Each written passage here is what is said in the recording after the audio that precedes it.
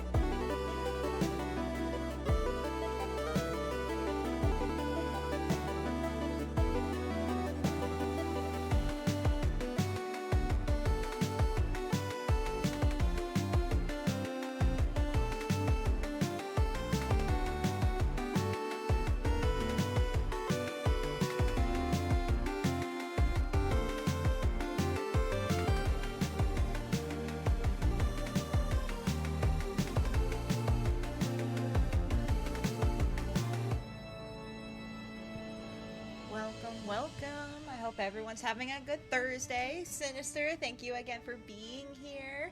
And thank you for the first and the hydrate. I did hydrate during the break. I finished off my water bottle, so I want to grab a new one. But I'm going to give you an extra hydrate, so let me take my sippies.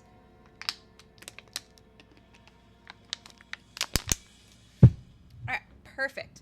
So, hope y'all don't mind the change of plans. Hello, cuteness. Sinister, the #1 cutie in my chat. But I hope you're doing well, Sinister. I hope you've been having a good week. I hope if anything crazy has happened, it's been resolved. Anyway, what was I saying? ADHD.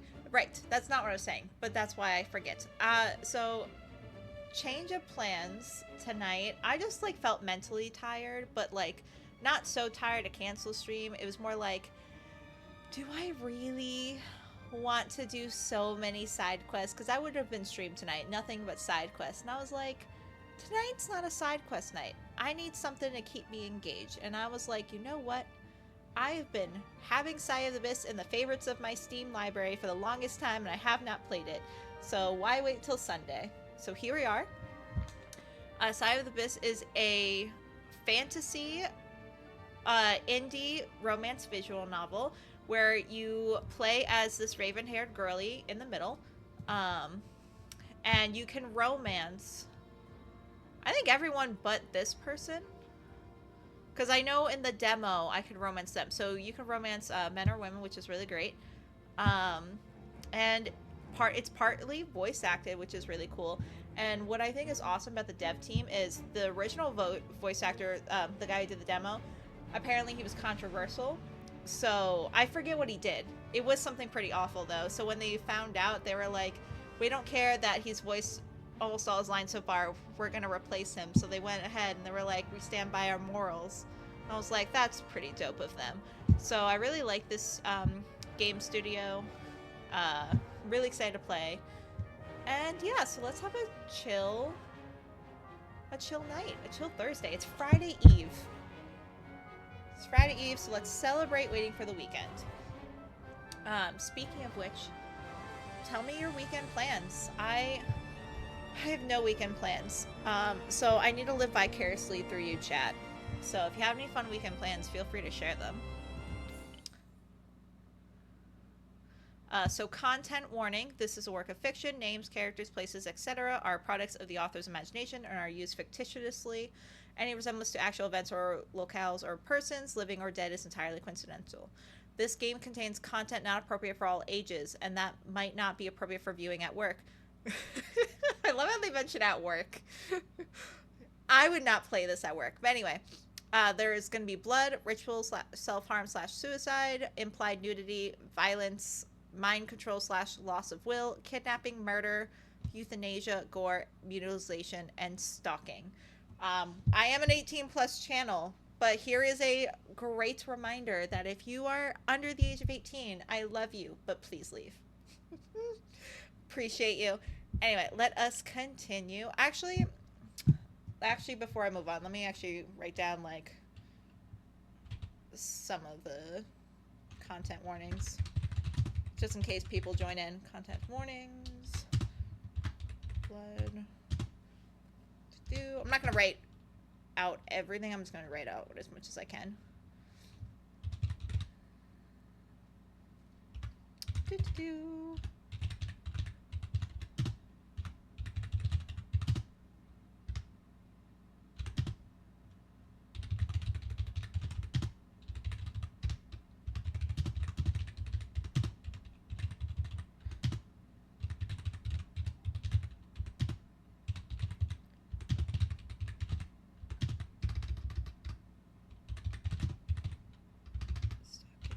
Okay, perfect. And then let me pin this. Manually unpinned or end of stream. There we go. All right, let's have fun. Let us continue.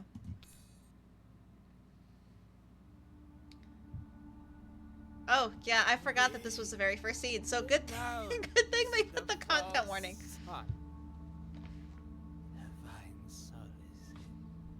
Darkness. If you have trouble hearing the game, please let me know.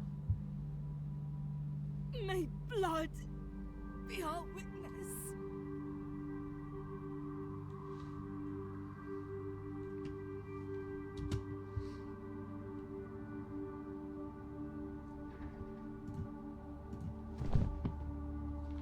We set our sights on the abyss so that it may gaze back at us.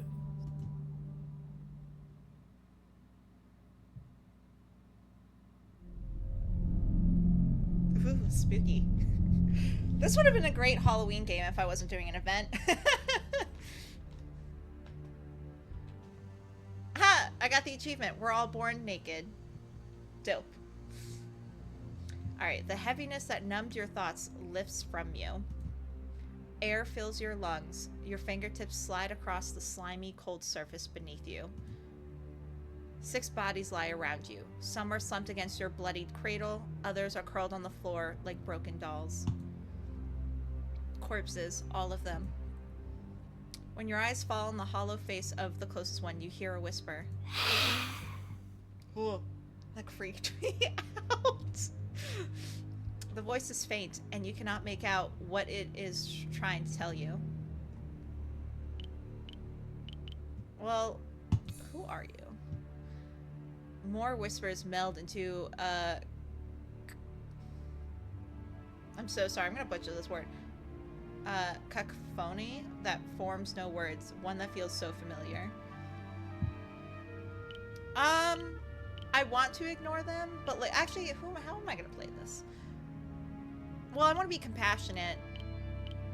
Even though, if it were me and I woke up in blood and surrounded by dead bodies, I would not want to fucking look at them. But I don't know what... Ignore seems like...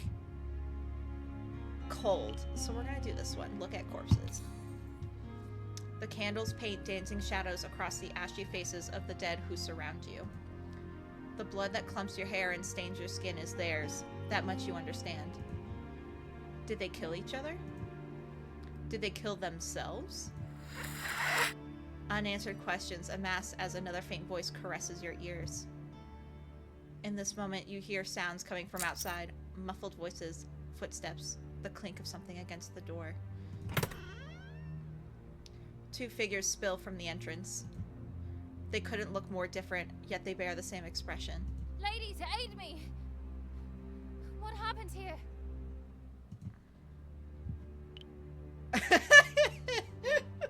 I don't know, as I'm covered in blood. At least you're honest. The shorter woman squints to study the corpses in the candlelight. Shaggy hair frames her face, and the scar on her lips draws your gaze. They killed themselves. But why? You have no answer for her. We should leave. The tall woman hands you a cloak. The candlelight makes the gold trim of her dress shimmer as her eyes, sharp as blades, meet yours. A single whisper touches your mind. Would freedom suit her shackled self?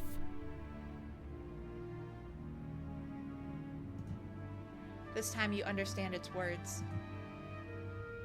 Choices can raise or lower your approval with specific characters. You can hide approval Oh, I didn't read that fast enough. Whoops.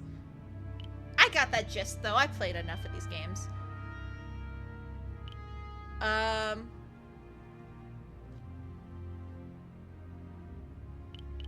That's never a good sign. You know what this voice actor sounds like? Jennifer English a little bit. From Baldur's Gate. For the blondie here.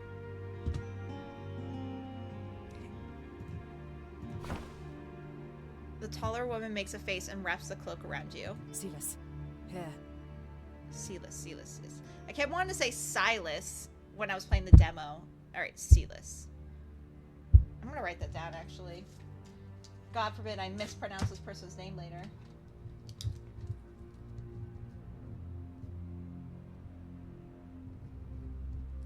There we go. The tall woman produces a small bottle of oil from her belt and hands it to the one named Silas. I still don't know why you want to do this, but sure. Then she places a hand on your back and firmly guides you from the room. Let's put some distance between us and the blaze.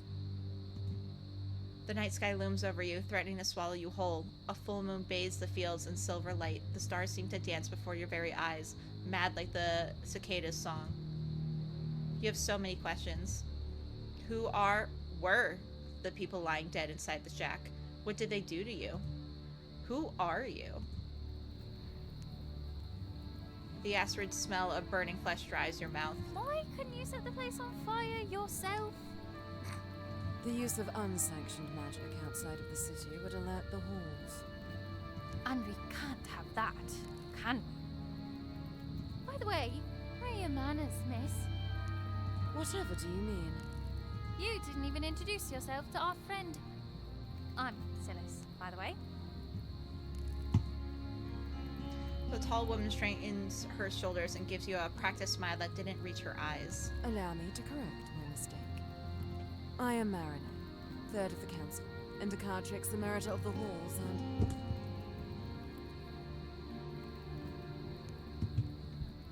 A name is enough, you know.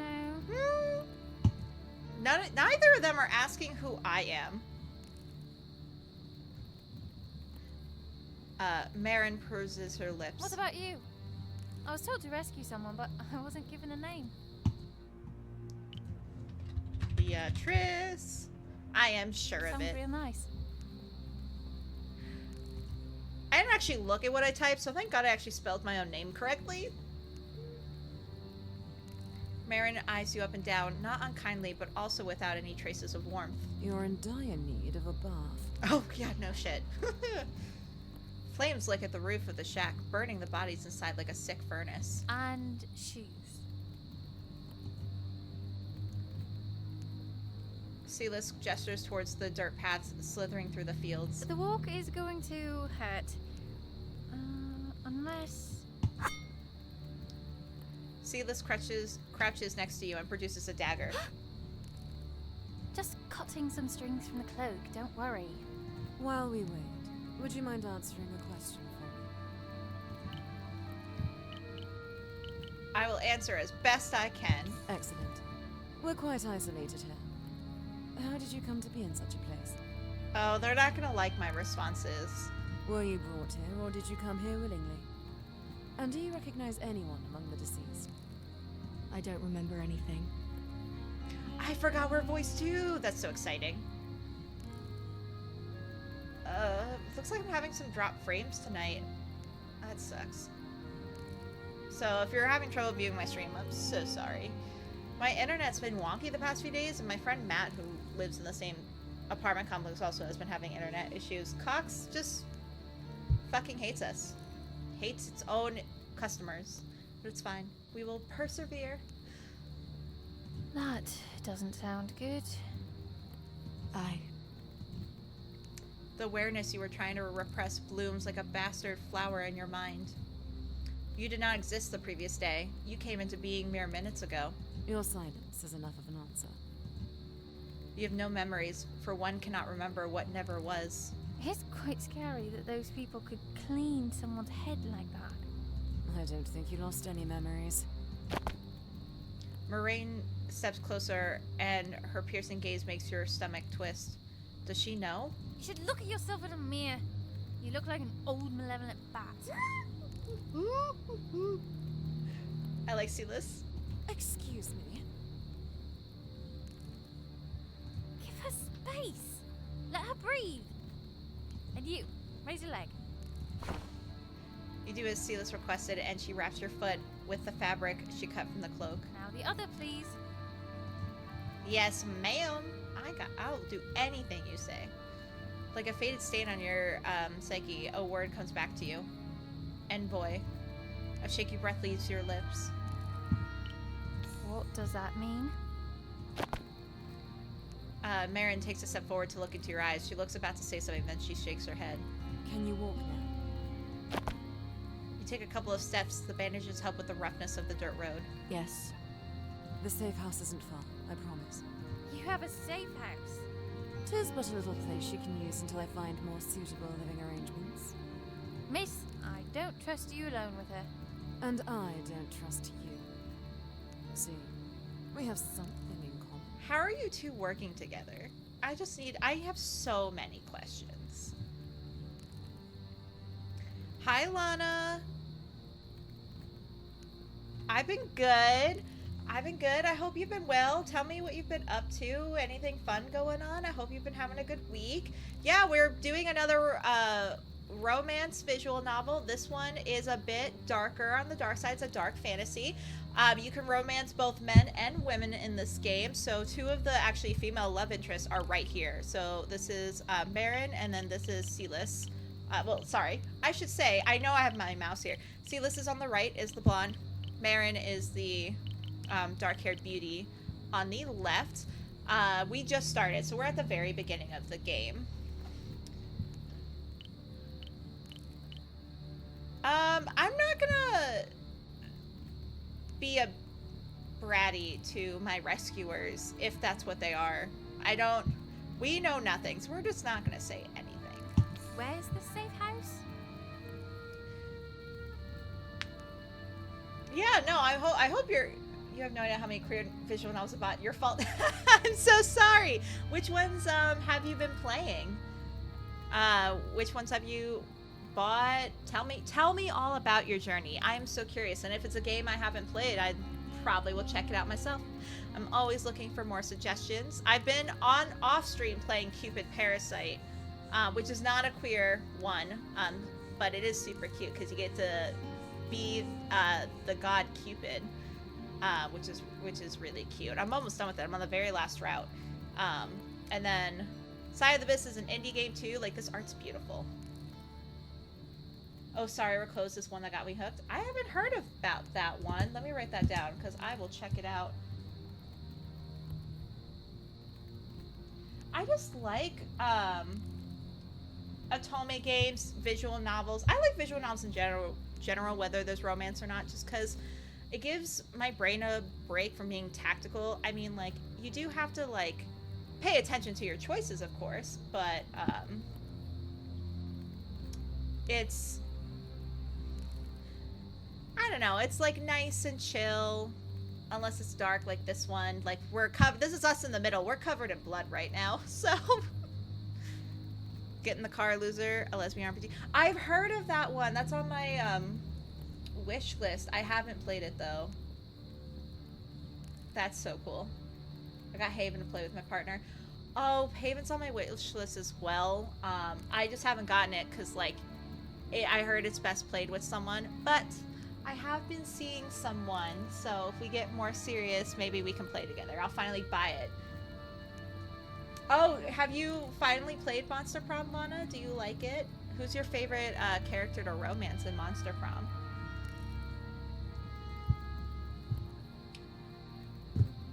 So, we actually haven't met in person yet because they have a really horrible immune system and they've had the worst cold for the whole month. So we've had virtual dates. So we've had like 3 or 4 virtual dates now. We're gonna finally meet up in person next Wednesday, this upcoming Wednesday. So I'm super excited to finally meet them, but it's been going really well. I really like them. And we'll see. We'll find out. I'm taking it one step at a time. But yeah, they finally have gotten over their cold, and so it's gonna be great. Ooh, what are you gonna show me, Lana? In the Eastern Hold. Not really a place to be alone at night.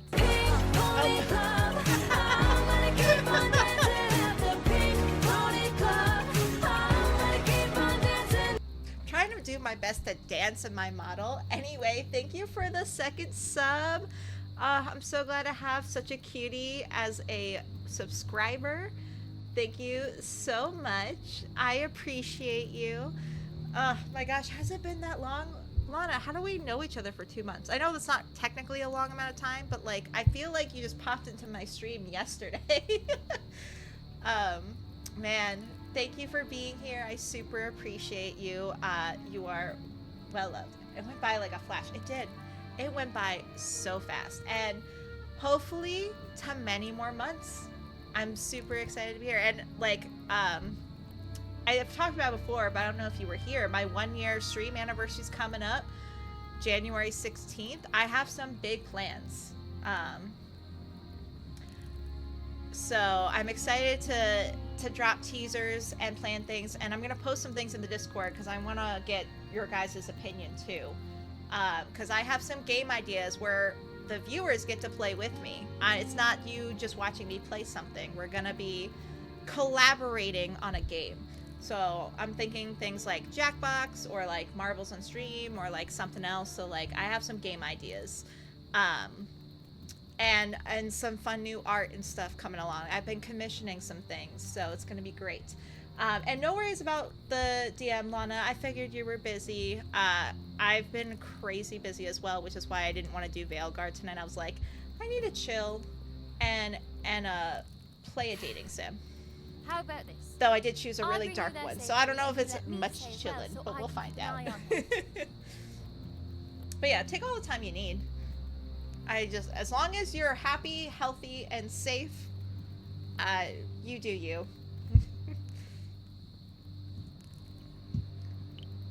I'm just gonna stay silent. We're not gonna be bratty here. Because we literally have no money, no clothes, we're covered in blood. I'm not gonna ruin my relationship with these new people.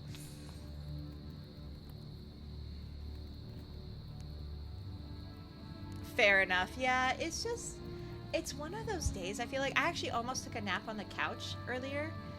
And I'm not a napper, but like I just needed to chill. You vote for a femme romance? Valid. I'm leaning towards a femme romance as well. I did play the demo. I really like Marin on the left, but Silas is pretty funny too. I do like some of the male. I honestly really like almost all of the love interests, but you know, I might stick to a femme fatale.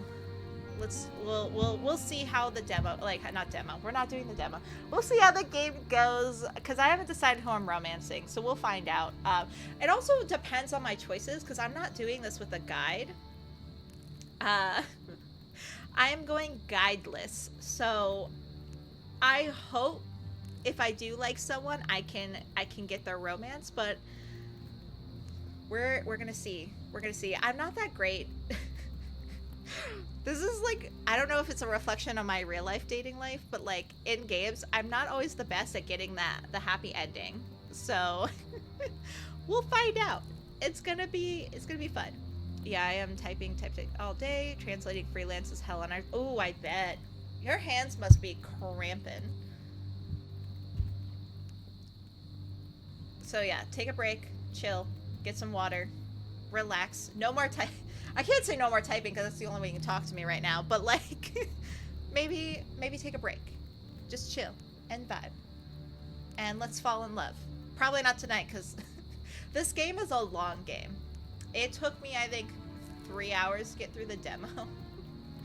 So like, we're gonna be on this game for quite a bit. All right, back to the game. You follow her gaze onto the frayed collar of Silas's blouse, held together with 2 buttons and a belt, and the stained vest that covers her. It looks like you could use the job. I have a job already. Being her bodyguard. And if you have trouble hearing things, let me know. The game's a bit silent. I have the audio up really high, but again, if you cannot hear the game, please let me know. She crosses her hands and stares Marin down. Why do you think I knew where she'd be? Very well. Marin, who has only been to the safe house once, gives her first the address, met with a blank face, then a general description of the area. Yeah. Audio good? I know where it Thank is. you, Lana. I appreciate and I you. know a shortcut.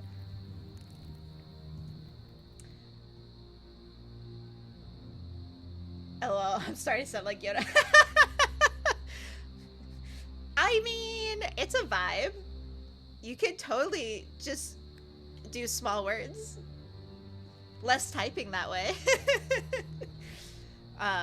Another reason I picked this dating sim visual novel is because since a lot of it's voice acted, I don't have to talk as much, like reading the lines, I mean. So I call that a bonus. Type all day I must. Visual novels I like. Yeah, visual novels are great. I love them so much, and I try and convert so many people to play them because they're amazing. And like the art and dedication, like look at this artwork. Absolutely stunning. I would commission something like this. It would cost a fortune, but I would. Anyway, the green hills, bathed in moonlight, soon turn into a stone road cordoned by small buildings. I can't believe no guards came. What if the fire spreads to the fields and the city? I have a feeling, Silas, that no one gives a shit. Which is sad. But typically how organizations work. The cicada's song grows fainter. The longer you walk, the bigger the wall around the city becomes, until it swallows half of the sky. We'll need to take a side entrance. Side entrance? Don't tell me you left the city through the main gates. She guides you to the side of a small house built against the fortification. The wall there is covered in flowering vines. She moves them aside to reveal shattered bricks. How industrious. I hope that's a compliment. I low-key kind of want those two to date each other. Like, that kind of bickering. A nice, like, rivals to lovers type thing. Frenemies to lovers. Like, their bickering with each other is pretty cute. I have to say. Oh, no. Oh, good. My camera went weird. Was the little context I missed? So right now... Oh, yeah, sorry, Lana. Let me backtrack. So, we started with the game waking up in a pool of blood, covered in blood, surrounded by dead bodies. We have no clue what's going on. We can hear a voice, a singular voice. They don't know. I mean, we kind of said we heard a voice, but they don't know what the voice said or is. We have no memories because we did not exist prior. So we are what is called the envoy. We don't know what that means. All we know is that we just came into existence a few minutes ago. It is assumed that all those dead bodies around me, us, our character here, sacrificed themselves to bring me into existence. So these two gorgeous women just showed up and are taking care of me. I have no, our character has no clue who they are. We don't know where we are or where we're going. We know that Marin's a mage. Silas is not. We don't know how they know each other. Silas has mentioned that they're supposed to be our bodyguard. So there's a lot of unanswered questions and a lot of mystery going on right now. So, but basically that's it so far. Like, we have not progressed too far other than we woke up in a blood ritual. These two came to quote unquote, I guess, rescue me. And then now we're breaking into a city because apparently we're not allowed to go through the main gate. So lots of interesting things going on. Marin rolls her eyes. You're silent. How was the walk? Do you feel any pain? Also, we're naked under this cloak, by the way. We woke up naked in blood. Like, so we're just in a cloak.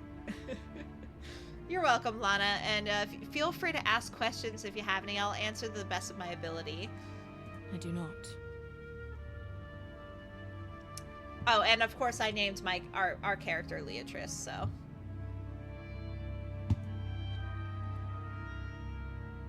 I could only think one of them? That's rude.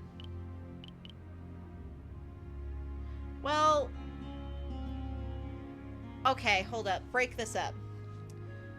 So, Silas was the first nice one to me, first to acknowledge me, but Marin gave me the cloak and asks me how I'm doing. And I'm leaning towards them anyway. So I guess we'll thank Marin. I feel bad not being able to thank them both. This feels rude, but I'm not going to not say anything. She smiles at you. You follow them through the crevice.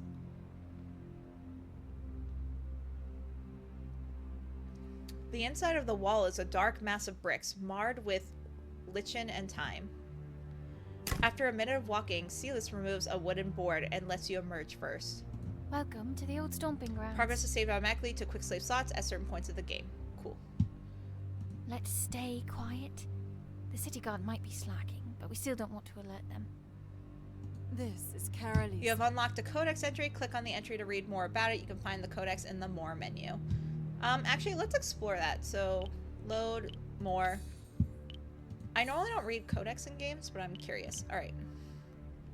Number 1, gameplay. The following keyboard shortcuts are available in game. Autoplay, A key, log, L key, hide, UI, spacebar, skip, control key, more menu, backspace. Voice of Freedom. A whisper commands your attention. Would freedom suit Marin? What is its price if shackles bring comfort? The Envoy. That's us. Silas the Urchin. Most urchins never make it past a handful of summers. Silas is one of the lucky few to reach adulthood. Ooh, interesting. But is it luck? Truly, she knows her way around the city and her hands are familiar with the weight of a dagger. She reaches for it with her left hand. Was it abandoned because it's the hand she favors, or because her appearance resembles that of the invaders that ravaged the city all those years ago? She will never know and does not want to ask. Note 22, Marin, Mage of the Halls. Lineage matters very little in the halls of elevation. Without lands to squabble over or a house name to defend, ambitious mages compete against each other to be bestowed unique titles. Occasionally a new title is created to award a particularly impressive feat. Much to her chagrin, no bespoke title has been created for Marin yet. Do we have any? Carolis? Carolis is a marine city-state with a bustling harbor and vibrant sun-drenched streets, built over a promontory crowned with citadel and flanked by canals and fortifications. The picturesque city is the home of reclusive noble houses, flourishing merchant guilds, and poor alike. Its advantageous position on the Middle Sea has made it much coveted in its neighbors, but Carolis has also fought for its independence. Yeah, Lana, what's your feedback?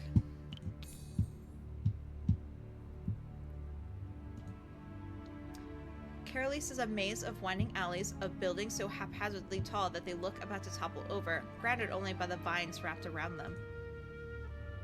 Silas navigates you through the dark streets until Marin recognizes the safe house.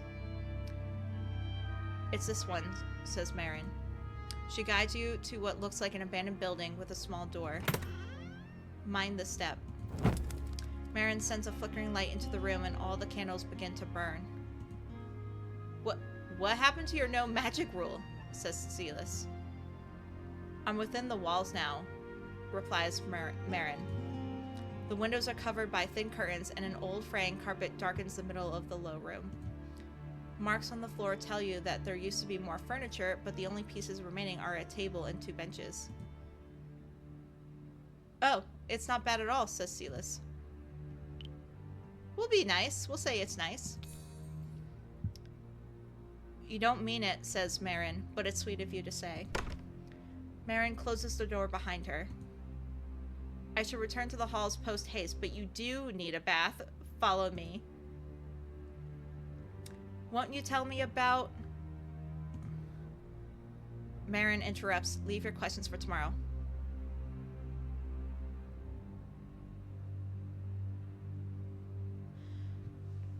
Yeah, I appreciate the feedback, Lana. I'm not that great at doing voices or anything like that. I'll do my best. To be honest, it makes me anxious trying to act out lines since I'm not a voice actor. But I'll do my best to read a little bit better. I appreciate you taking the time to provide some feedback.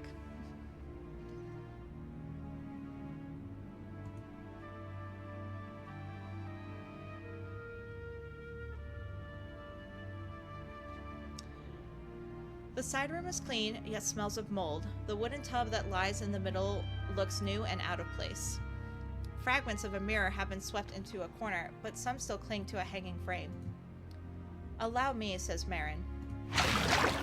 Her arms move elegantly, like a dance. Water spills inside the tub from seemingly nowhere. Here, is it warm enough? You dip your fingers, and the blood on your skin dissolves into red stripes.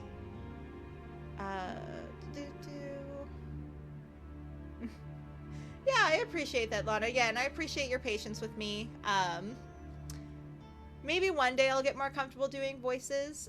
It's definitely like a little bit of an insecurity for me, especially because I also don't know what this game is about. Like, I don't necessarily always know what the emotion is supposed to be. So it might be hard to anticipate what kind of tone I should be using.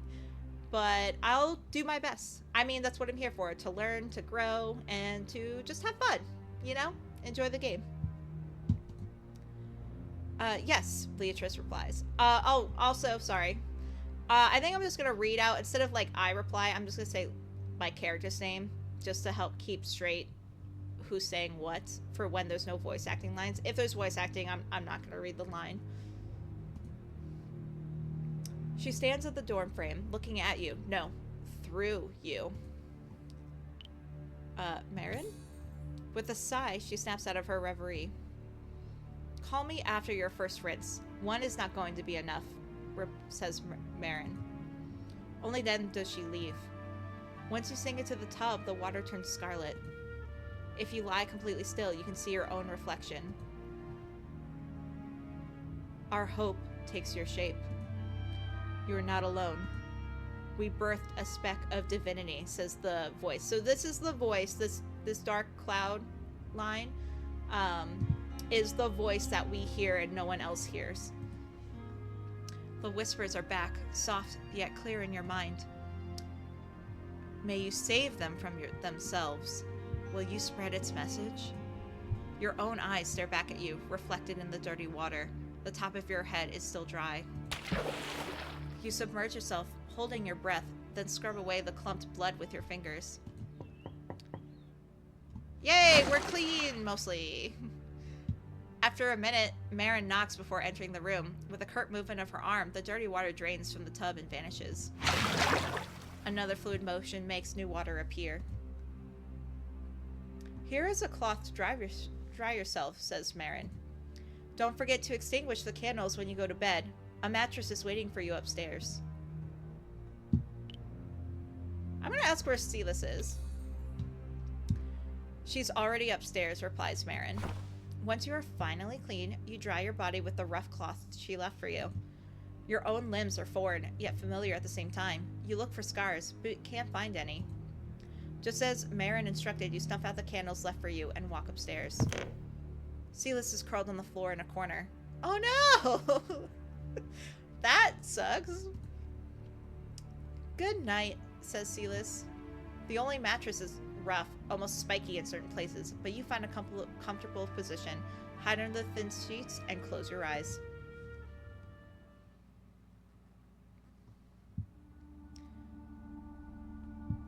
Look how beautiful this art is. Look at our character. Oh my gosh, the violet eyes, the lips, the hair.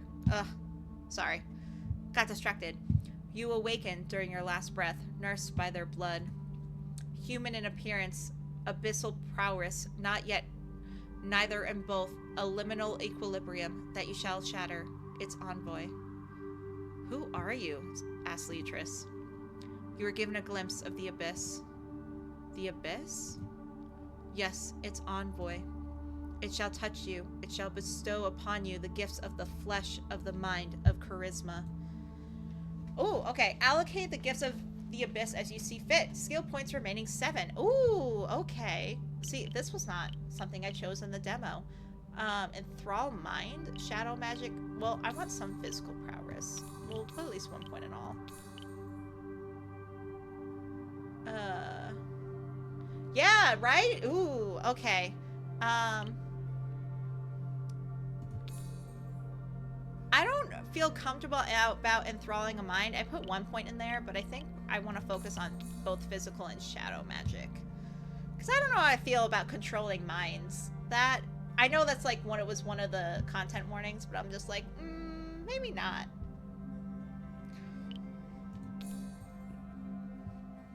Instrument of the abyss, manifestation of its voice, you are the harbinger of the darkest hour, the destroyer of the false sun.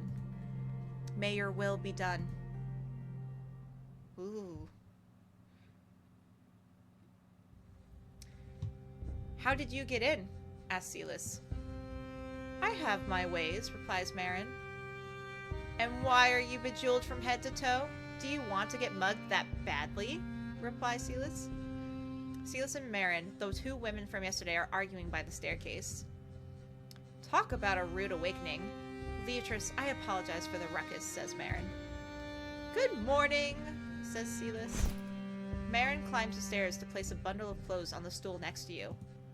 These are for you. Yes, finally we're not naked. Like, I kept thinking the whole time, man, we're really just gonna sleep in the nude in an unknown area with strangers. Thank you, says Leatrice. You stretch your limbs and sit on the mattress. Clothes are our most welcome gift. You have never seen garments like these before, yet your fingers know what to do. They close buttons, secure belts, and adjust the jabbet on your neck. Been there, done that, LOL. Wait, what, Lana? I feel like that's a story time that I would love to hear if you ever feel the need to share, because, that's wild.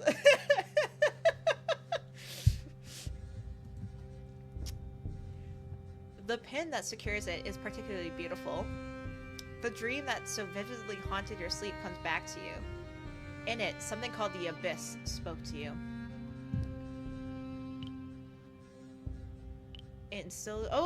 Okay. What do we want to ask about?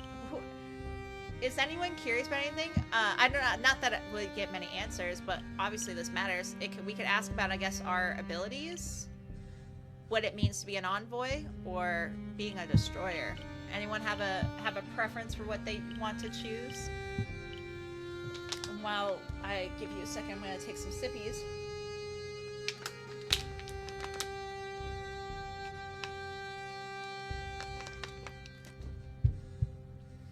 Alright.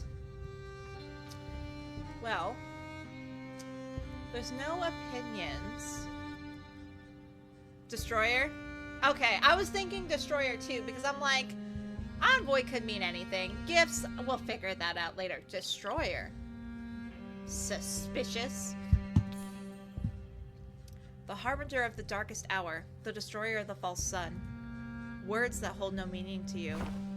The status button has been added to the text box. Click on it to review a summary of your envoy. Okay, cool.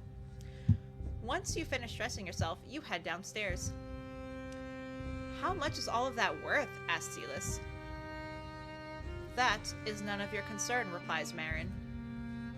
Ladies, aid me. I'm just saying that if you sold an earring or two, you could let her stay in a better place, responds Silas. Hey there, whoa, talk about a transformation. I'm pleased to see that everything fits, says Marin. Yeah, how come everything fits? Asks Silas. Silas reaches out with her hand. Let her touch you or step back. I'm gonna let her touch me. That sounds very weird out of context. She runs her fingers over the fabric on your arm. It feels expensive too. Don't tell me you had clothes ready for her. That's correct, replies Marin. I'm also like, how did you know my size? The garments were left in my care by... Rather than telling, she makes a vague, forced gesture.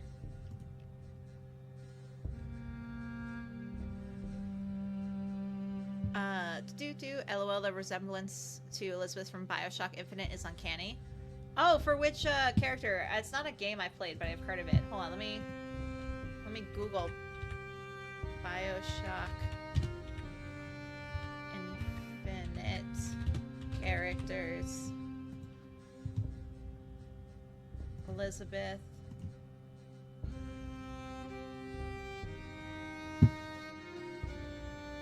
Yeah, I can see the resemblance. I know what you're saying. Nice. Sorry, I got distracted. What are we doing?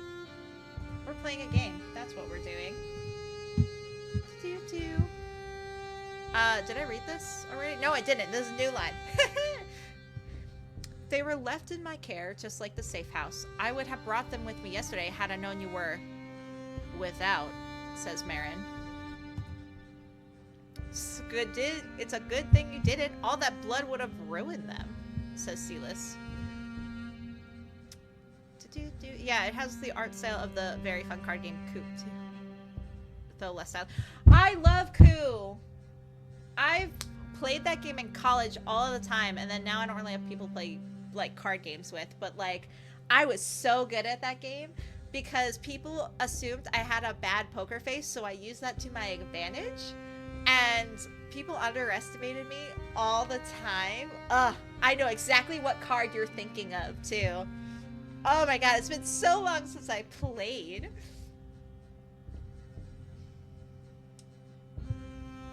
By the way, see you means asshole in Portuguese. The 5th grade me.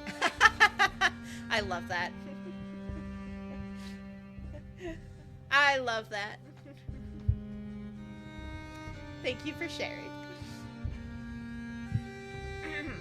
Marin shudders at the memory. By the way, are you hungry? Look at what she brought, says Silas.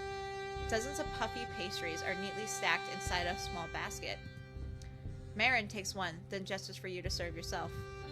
The meat inside is savory, and the taste is new and welcome. The crumbs, less so. Do you feel a bit better? Asks Silas. Don't talk while eating, says Marin.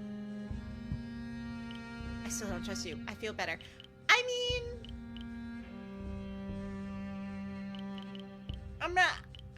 I'm just gonna be nice. They're nice to me. Why wouldn't I be nice to them? Maybe it's not the best choice. Probably get me killed. If I'm ever kidnapped, I don't think being nice will help me, but whatever. So yeah, playing asshole with Portuguese players takes us back to childhood. Hey, as long as you have fun, right?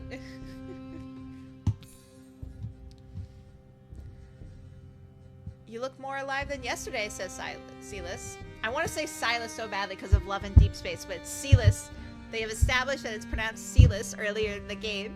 I gotta stay vigilant. Say, you must have questions. We came out of nowhere, set fire to the place, and Miss Fancy Smancy over here even had a place lined up for you. Not like I'm complaining. Allow me to be crystal clear, says Marin. Then, while last night was the first we laid eyes on one another, and you, for that matter, Silas and I appear to have the same goal. Wait, what? They didn't know each other before coming to get me? They just both happened upon each other and being like, yeah, we come to rescue this lady that we know nothing about. We were just both told to rescue her. And now we're just all working together? That's suspicious. That's weird. We're just gonna say this right now. That's a bit weird. Marin goes, I was instructed to extract you from whatever that horrific place was and assist you. Assist me? That is correct. The safe house, the garments, these are but a fraction of the aid I can offer you. I don't have fancy stuff to give you, says Silas, but the miss is right. I have the same job as she does, keep you out of trouble until the pay stops coming. Your breakfast companion's admissions make one thing clear. If nothing else, whoever it is, someone clearly thought you required protection. That blank face you're making isn't good, says Silas. Did any memories come back in your dreams? Any names or hints as to who you are? I'll be honest. I mean, how can it hurt? I know who I am. I am the envoy. And who do you speak for? Asks Marin. The Abyss, replies Leatrice. Silas goes, there's no need to make stuff up if you can't remember.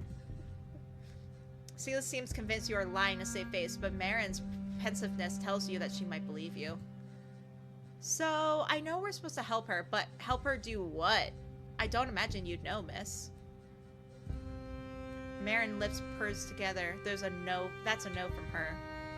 If the presence in your dream is to be believed, you are to bring the darkest hour forth and destroy the false sun. Whatever that might mean.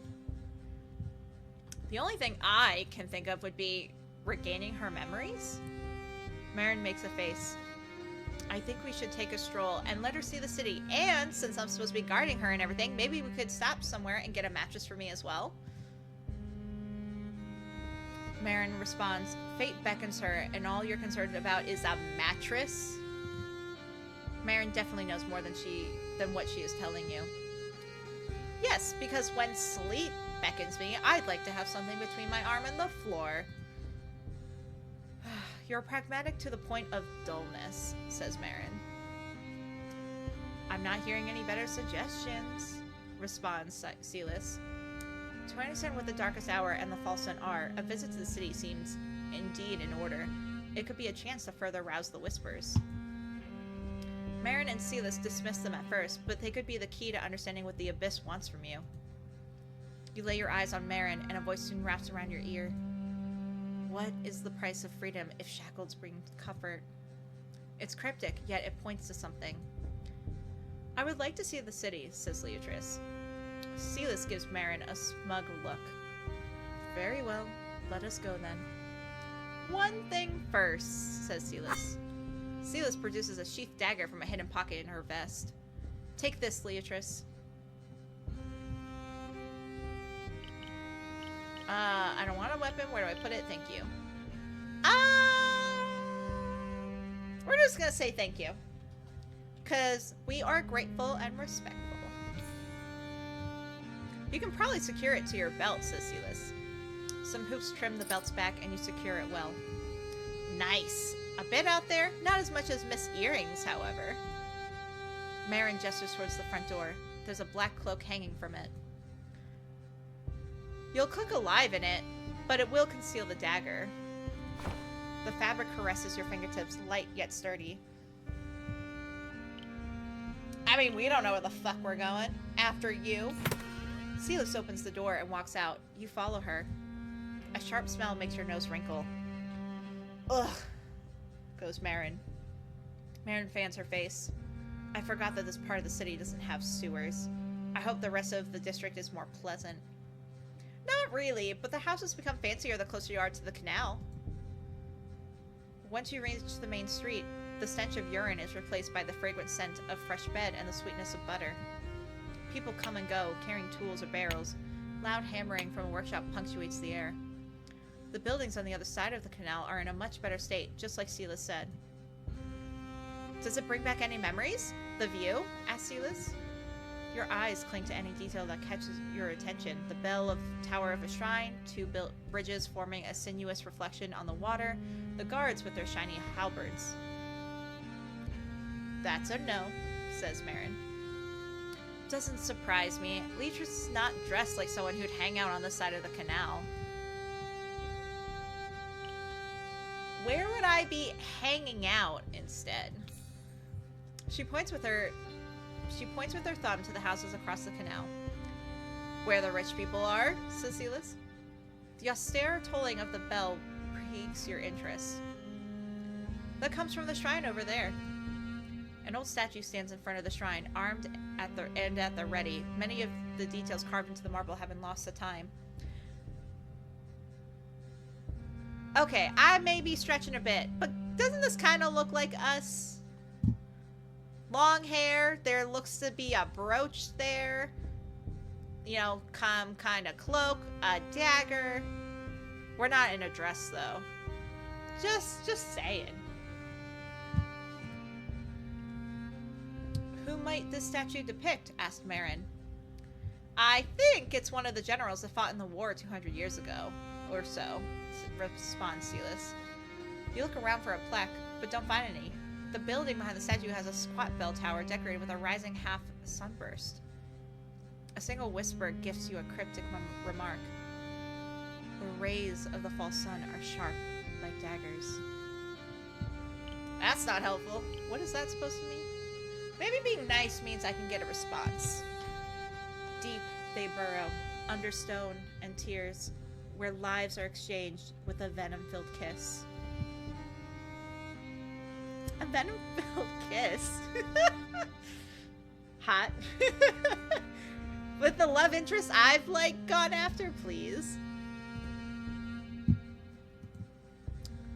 Leatrice, what is wrong? Asked Marin. Nothing. We're gonna ask him who's worshipped here. What or who is worshipped here? Silas looks at you, scandalized.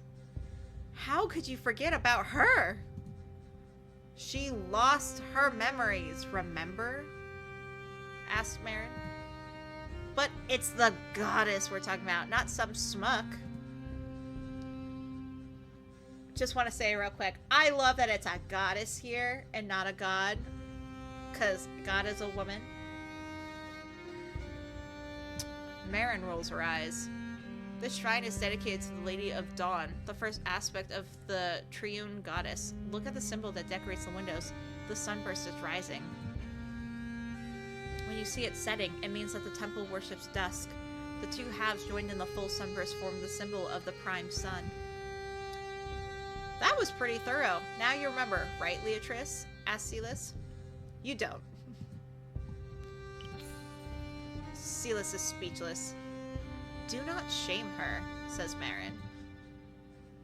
I didn't say anything, responds Silas.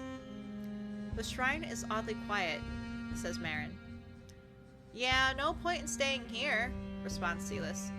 Of all the bridges that connect the two halves of the city, Silas tells you that only two can be accessed on foot.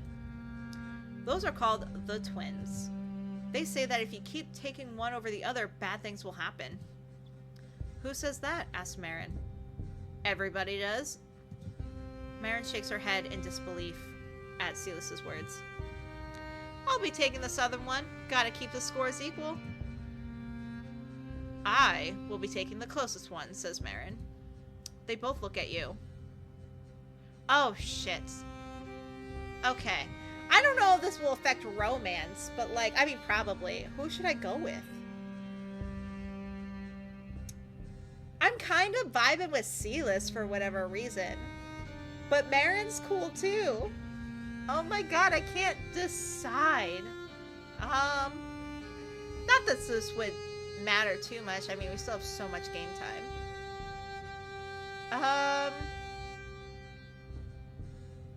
Okay. Let's do Marin. Ooh, Marin approves! Silas sticks her tongue out and walks away. See you on the other side. Now that you are alone, Marin sighs heavily. Good riddance. I'm gonna say that sounds a little bit harsh. I won't deny that, responds Marin. She fixes an invisible crease on her dress. Shall we go? The cobblestones of the bridge have been smoothed by thousands of feet. Along its edges, beggars keep their heads bowed and their hands raised. A lone statue stands on the rails, that of a man holding a vast emerald-eyed fish. The gemstone catches your eye even in the shadows, cut to catch light from all angles. In the distance, two city guards keep watch. On the statue, it seems. What do you think of the city so far? Asks Marin. Rather than waiting for an answer, she continues. Damn, okay. I was thrilled to finally walk its streets, only to find them filled with despair. Damn, that's dark. Her eyes fall on the beggars lining the bridge. I mean, I can't fault her for that, though. You were thrilled? The blue fabric of her dress catches the light and shimmers ever so slightly. I belong to the halls of elevation. I am allowed to leave them only during special occasions, the solstice festival, for example, or an assignment. As in Degatrix Emerita, I do not get to leave them at all. That might have made my expectations too grand. When I see these people here, countless feelings wrestle inside me. But you, do you feel anything at all? Her question seems to make time stop. Behind you. Skill choices are either locked or unlocked based on abilities. Oh, I see. So I can't choose this because I didn't put enough points. I can't choose that you feel your fingertips tingle. Let's do you feel something change around you. A chilling sense of danger makes you suddenly alert. The shadows around you warp, form a sick pattern that points towards a woman lying with her back against the marble railing. She is studying you. A harsh shadow reveals her concealed knife to you. Is she seeing you as prey? And would she do the same with someone from the halls? Stay still, please, says Leatrice. You step around Marin and observe the scoundrel's reaction. Her eyes flash for a moment, then she lowers her head, resuming her ruse. You see that woman? I think she wanted to hurt me. Or steal from me. So you used me as a shield? Asked Marin. Marin smiles. That was most clever of you. Let us tell the guards about her. She might be looking for another target. And with that, ads are going to start any second. I'm going to BRB to grab some more water. Please take care of yourself. Grab a snack, stretch, get a drink. I will be back in a few minutes, and we'll have some more fun. See you guys soon.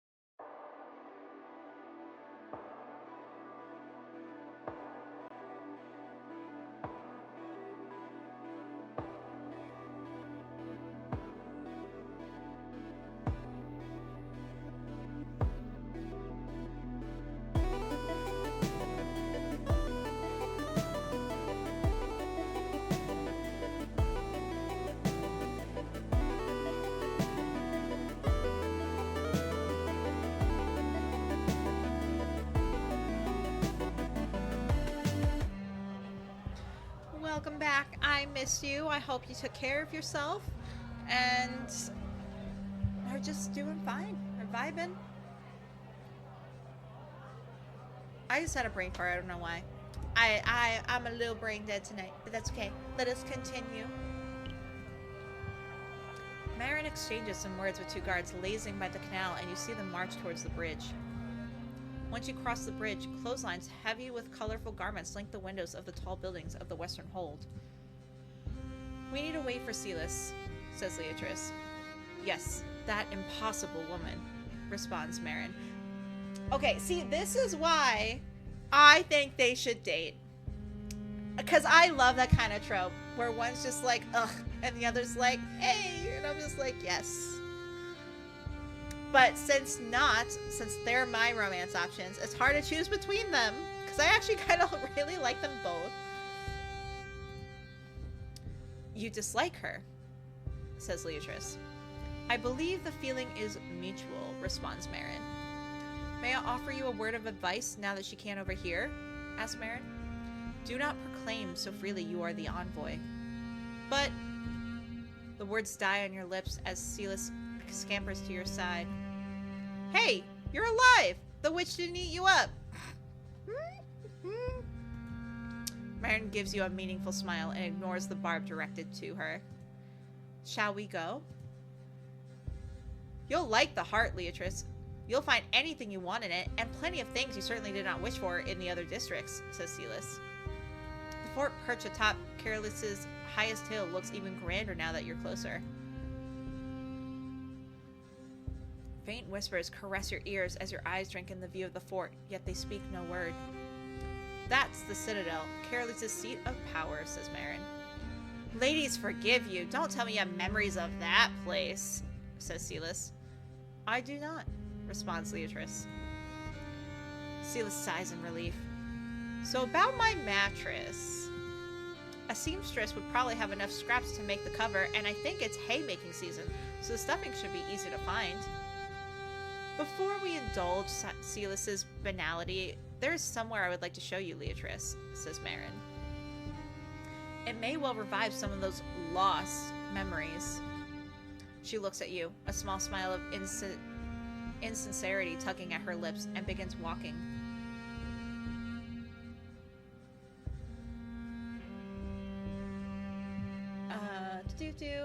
Listening to the stream for a while, I feel the OST is a bit too loud. Okay, yeah, I can lower the game volume. I raised it up because I feel like the voice acting is low. Maybe I should just do this. Hold up. Sound. Voice volume. Let's do music volume a bit lower. So this way I can keep the voice volume higher. Here. We'll just mess with that a little bit. And then hopefully that sounds good. Alright, so yeah, I have the music volume. I still keep the effects up, because there's not that many so far.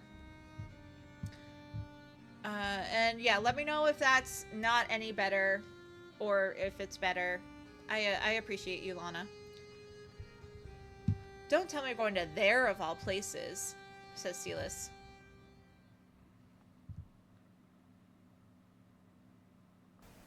The square that opens in front of you is surprisingly leveled, given the hills Careless is built on, and it's not made of stone, but instead water. A palace with a shimmering roof flanks two pools separated by a marble walkway. How can the water placidly flow instead of splashing? Much coveted is freedom, but what is its true price? You're not sure what you can do with that cryptic question from the whispers. This is the place I call home, says Marin. Unfortunately, one can't simply walk inside. Awesome, Lana. Thank you. I appreciate it. I'm glad it's better. Silas goes, gives me the chills. How? It's beautiful, says Marin. It has no door, responds Silas. Silas is right. A waterfall splashes where the entrance should be, feeding the pools without making them spill over. And the water makes no sense. Magic makes little sense to the uninitiated, responds Marin. Is freedom much coveted in the halls? Why do you ask? Well, it's strange to see a mage walk outside like you're doing, says Silas. A square gives you a full view of the citadel from below. The portcullis that guards the main gate is lowered, and you spy a cordon of suppressed trees winding down the hill. The citadel's off limits for us, says Silas. Why? Asks Leatrice. Normal people can't enter. It's where the nobles and merchants decide how to run the city. None of the whispers speak up when you gaze upon the fortification. Strange. You were sure they would talk. Only Marin, the halls, and the shrine have managed to rouse them so far. I have seen enough here. Marin seems disappointed in your reaction, but follows you nevertheless.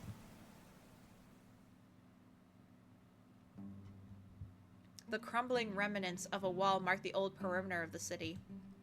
Caerlease used to be much smaller centuries ago, says Marin.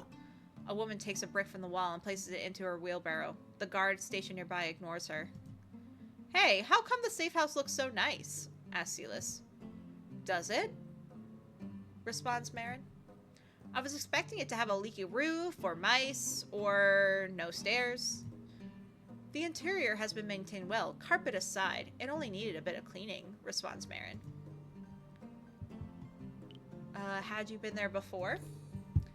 I visited yesterday afternoon after learning of my assignment. I had to know where to bring you. Would you have been able to sneak back into the city without me? Asked Silas. I'm sure I would have found a way. Silas gives you a friendly nudge. So that's a no.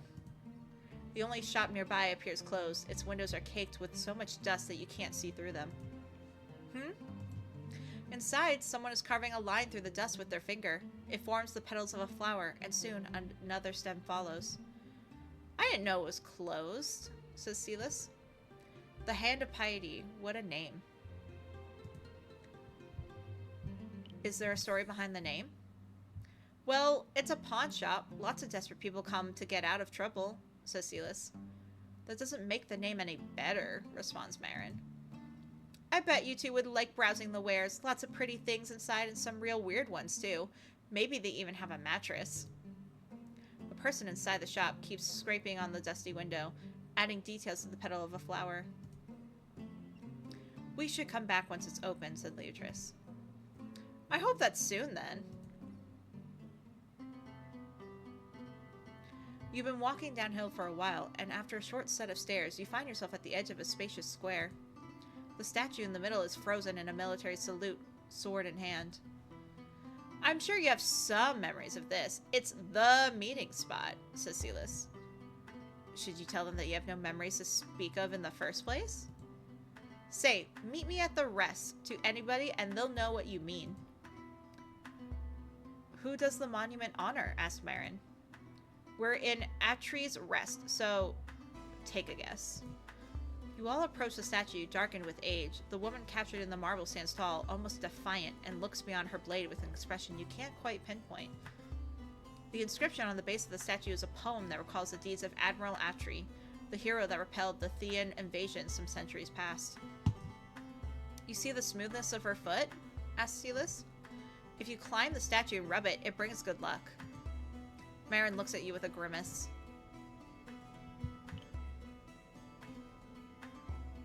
Well, it is exceptionally smooth. Ah, we got some Silas approval. Oh, I'm sure people rub it, but how could it possibly bring good luck? Says Marin. Aha, here's another love interest. Hello, hello. A figure walks out from the opposite side of the monument. A lute hangs from the man's shoulders, and he dons the garish colors of an entertainer. He spies your group. He stops in his tracks. Why, hello there. Silas, do you know him? I've seen him around. You're the one that plays every night at the Rose, aren't you? That's right. Might I interest you in a song? Perhaps another time. We have somewhere else to be. That's too bad.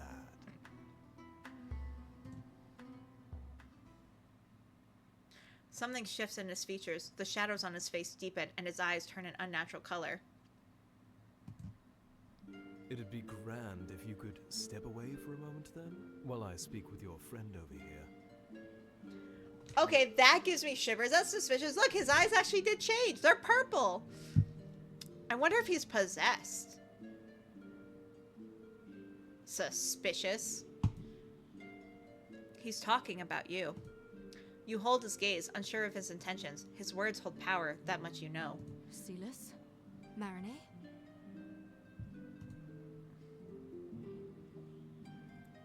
Your companions step away with hazy, blank eyes. What did you do to them? Did he enthrall them?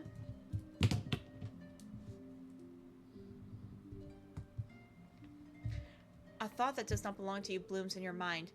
It's best we speak of the abyss without an audience. The abyss? Are you an envoy like me? Hush, or you'll blow my cover. To anybody else, I'm a harmless little minstrel. I jest. My name is Alpheon. And you are?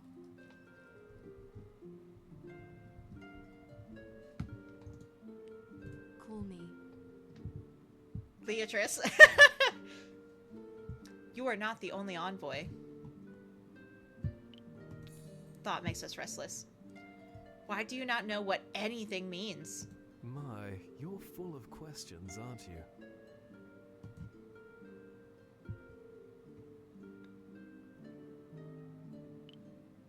Do you hear the whispers as well? Not anymore, but I used to when I first awakened. He studies your face for a moment. Odd. I sense your agitation, but it's fainter than it should be. Your humors are unnaturally balanced. May I? We can let him touch us. He lightly touches your forehead. The shadows grow darker on his face, then he smiles. You deserve to experience what emotions feel like. The numbness that caged your feelings is dissipated by his touch. Your insides twist and spark lights your eyes and you feel. The VA can be a bit louder too. Okay. I'll just put it all the way up. Hopefully that does something, and then I'll raise up the audio on the OBS too. Humor choices influence the tone of your response and shape your personality. You can read more. Oh, okay. So we can feel excited, grateful, overstepped, anxious. Let's feel excited, because I feel like emotions are exciting if you did experience them before. This feels great. I'm happy to hear that. Now, if you'll excuse me, I need to... Wait. You need to know more. What is an envoy? What is it that the Abyss wants me to do? What is the Abyss? Alpheon's smile becomes pensive. When your blonde friend thinks about ripping away the golden earrings of the other, and she pictures her bloodied prize, the abyss is thick within her. Oh, that doesn't sound good. When your elegant friend daydreams of a scented bath and the languid touch of a lover, the abyss drips from her thoughts. This is weird. How do you know that? I am very good at reading people. Do you know how long the game is? I do not. I don't even think it says so on Steam. I can go check. It's a long game. Like, we're not going to finish it tonight whatsoever. It's probably going to take us a few streams. It's to store page. Let me look. See if they say. But I don't think they do.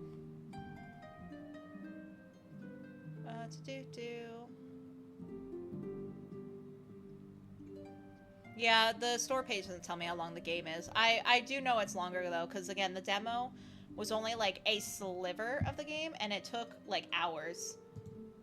What's my schedule gonna be like? I'll probably stick to Sundays being my visual novel streams. If I'm feeling up to it, I'll probably still do Dragon Age weekdays. I'm gonna post the schedule. It's already on my social media. I'll be posting my schedule, in the Discord after stream or during the next ad break, but that's in like 40 minutes. But yeah, so I'm still going to be doing Tuesday, Thursdays. Probably will still be Dragon Age. I just felt like something different tonight. And then Sundays will always be my either cozy games or visual novels. So we'll be playing Sigh of the Abyss again on Sunday morning at 8 a.m. Mountain Standard Time. Good, I love your Sundays. Thank you. I love my Sundays too because it gives me a nice break. Because like, I like playing multiple games at once, but not the same genre. So it's nice having like a combat game that keeps like me active and thinking, and then having a visual novel where I can just chill and like read a story. It's like reading a book, but with pictures. It's a picture book. So yeah, no, Sundays will always be a cozy game. I used to do RPGs on Sundays as well. Not anymore. Sundays will always be a chill game.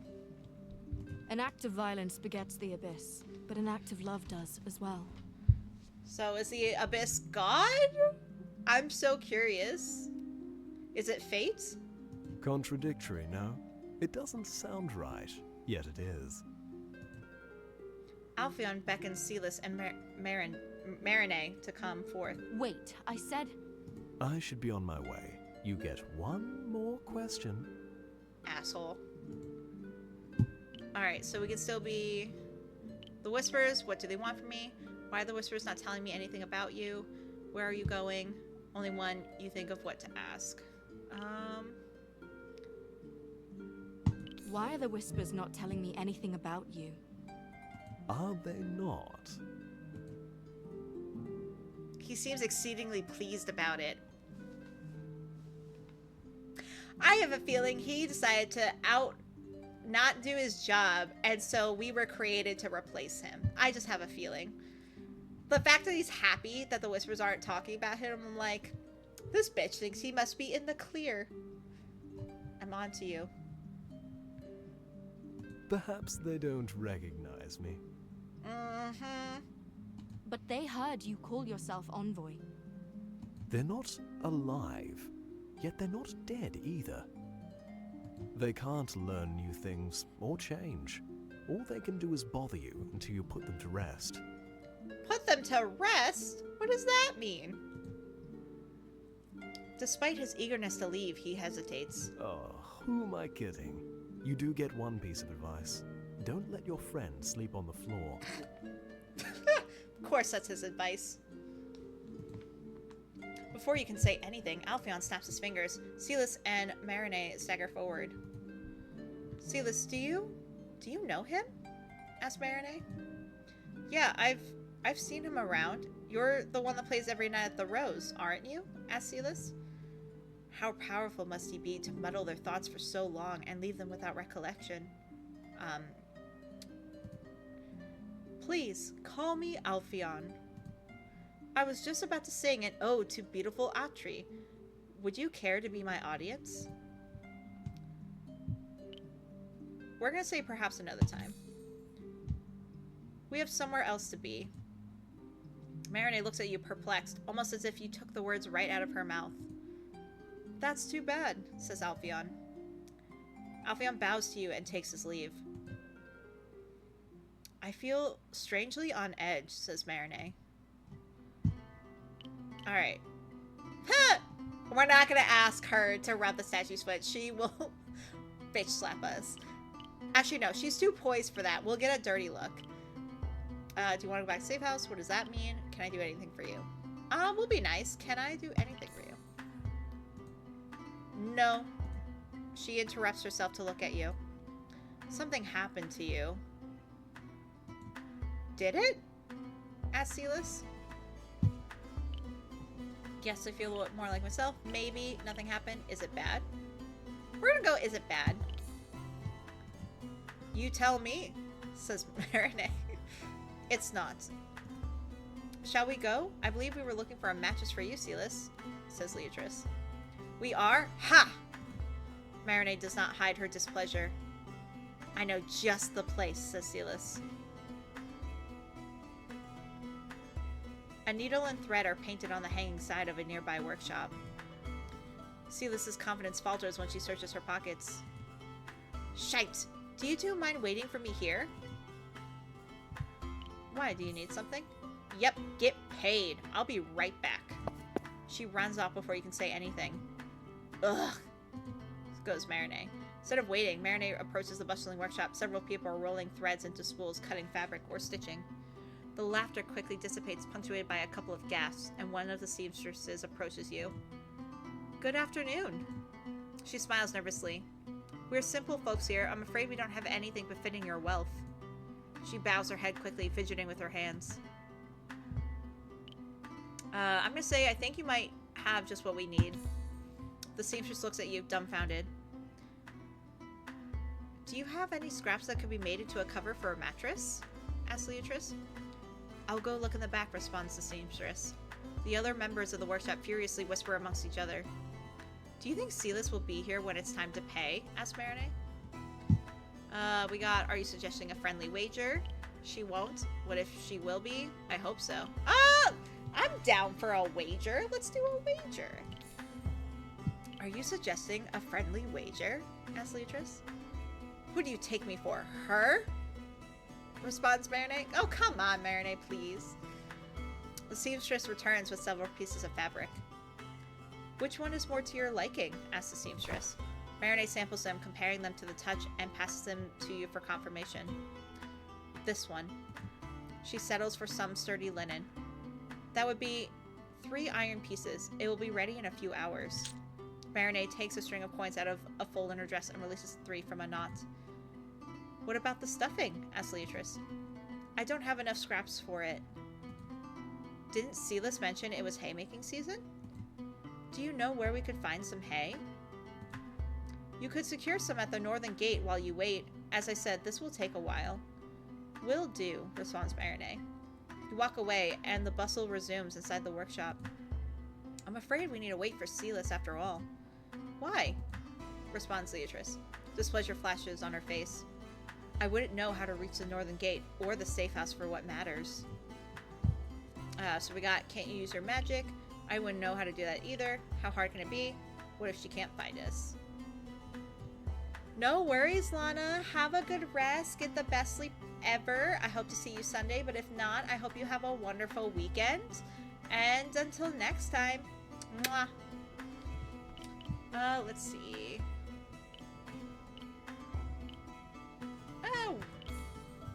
I wouldn't know how to do that either, responds Leatrice. That's why I'm around, right? Says Silas. It took you long enough, responds Marinette.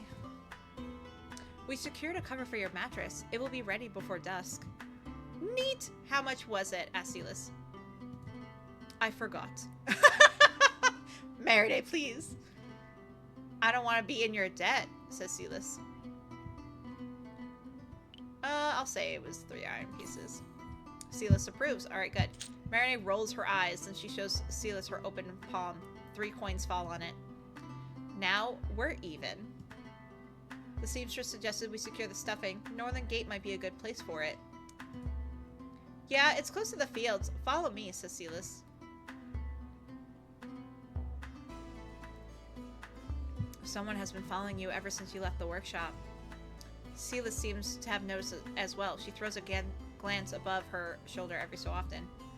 Should I say something? I'll let her handle it. As your bodyguard, I probably should. What are you talking about? Asks Marinette.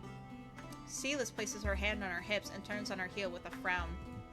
Hey, you turn around as well and see her toiling is a disgrace, for she was meant for a soft life in the shadows. The voice is a scream that leaves you dazed and disoriented. Inside you, turmoil, rage, disdain, love, tenderness, feelings that do not belong to you. You recognize the woman's dress. She was in the workshop, twisting threads around a spool. Good afternoon. You are from the Stitch and Seam, right? Asked Leatrice. Yes, I was told to bring you back to the shop if you can't find your way. That's my job, says Silas. The one smiles awkwardly. Once again, the voice is roused. Once again, it is a roar, not a mere whisper, and its fierceness deafens you. Somehow this woman is related to the whispers that haunt you.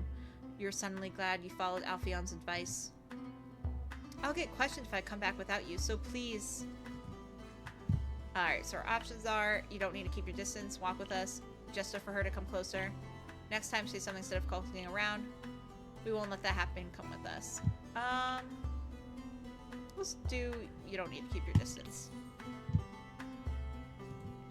Thank you, says the seamstress. You resume your walk, following Silas in silence, quickly broken by the voice only you can hear. Her toiling is a disgrace. Clear and firm, the voice repeats itself when you focus on the seamstress. A bandage is tightly wrapped around her wrists, and her gloves conceal her hands. She was meant for a soft life in the shadows. The voice seems more forceful than usual. Why? What is it trying to tell you? Why were you chosen to escort us back specifically? Asked Leatrice. I wasn't chosen. I finished early, that's all, responds the seamstress. Her answer is polite and vague, for you are strangers and she is on duty. Perhaps if you got closer to her, you could learn why this whisperer is interested in her. Aren't some introductions in order? Marinette and Silas seem surprised, but introduce themselves to the seamstress, as do you. My name is Anilia. Miss Marinette, are the halls as wonderful as the rumors say? She asked. To the senses, they are a wonder that puts the citadel to shame, responds Marinette. Silas rolls her eyes at the poetry, but the seamstress is delighted with it. Will you use your magic to bring what you need back to the workshop? Asked Elena. Not while outside the city walls. Or inside if you don't want to scare people away. We can borrow a wheelbarrow. I'm sure there are plenty around the gate, said Silas. Marinette glares at her. What? I'll return it when I'm done. The northern gate is peaceful at this time of day, and the two guards stationed there throw you a glance, straighten their posture, and let you pass without questions.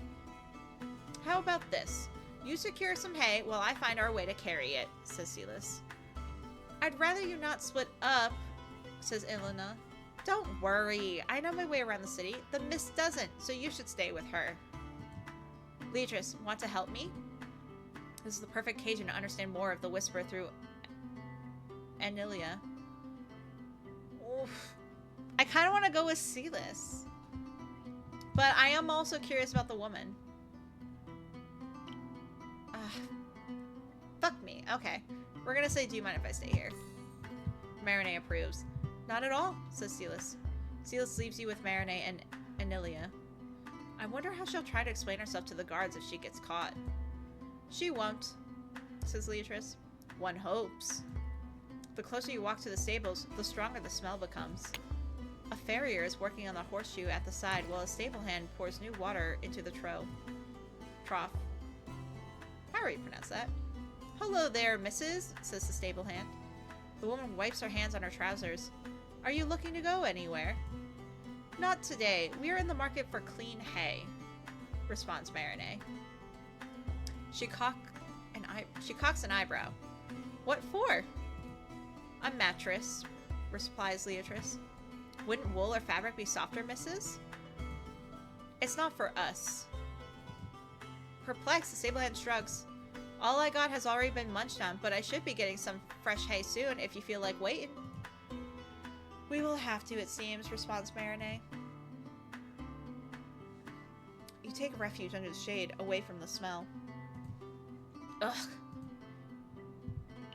We got not a fan of beasts. I hope we won't have to wait for too long. Don't say anything. Not a fan of beasts. The only critters I enjoy are fireflies.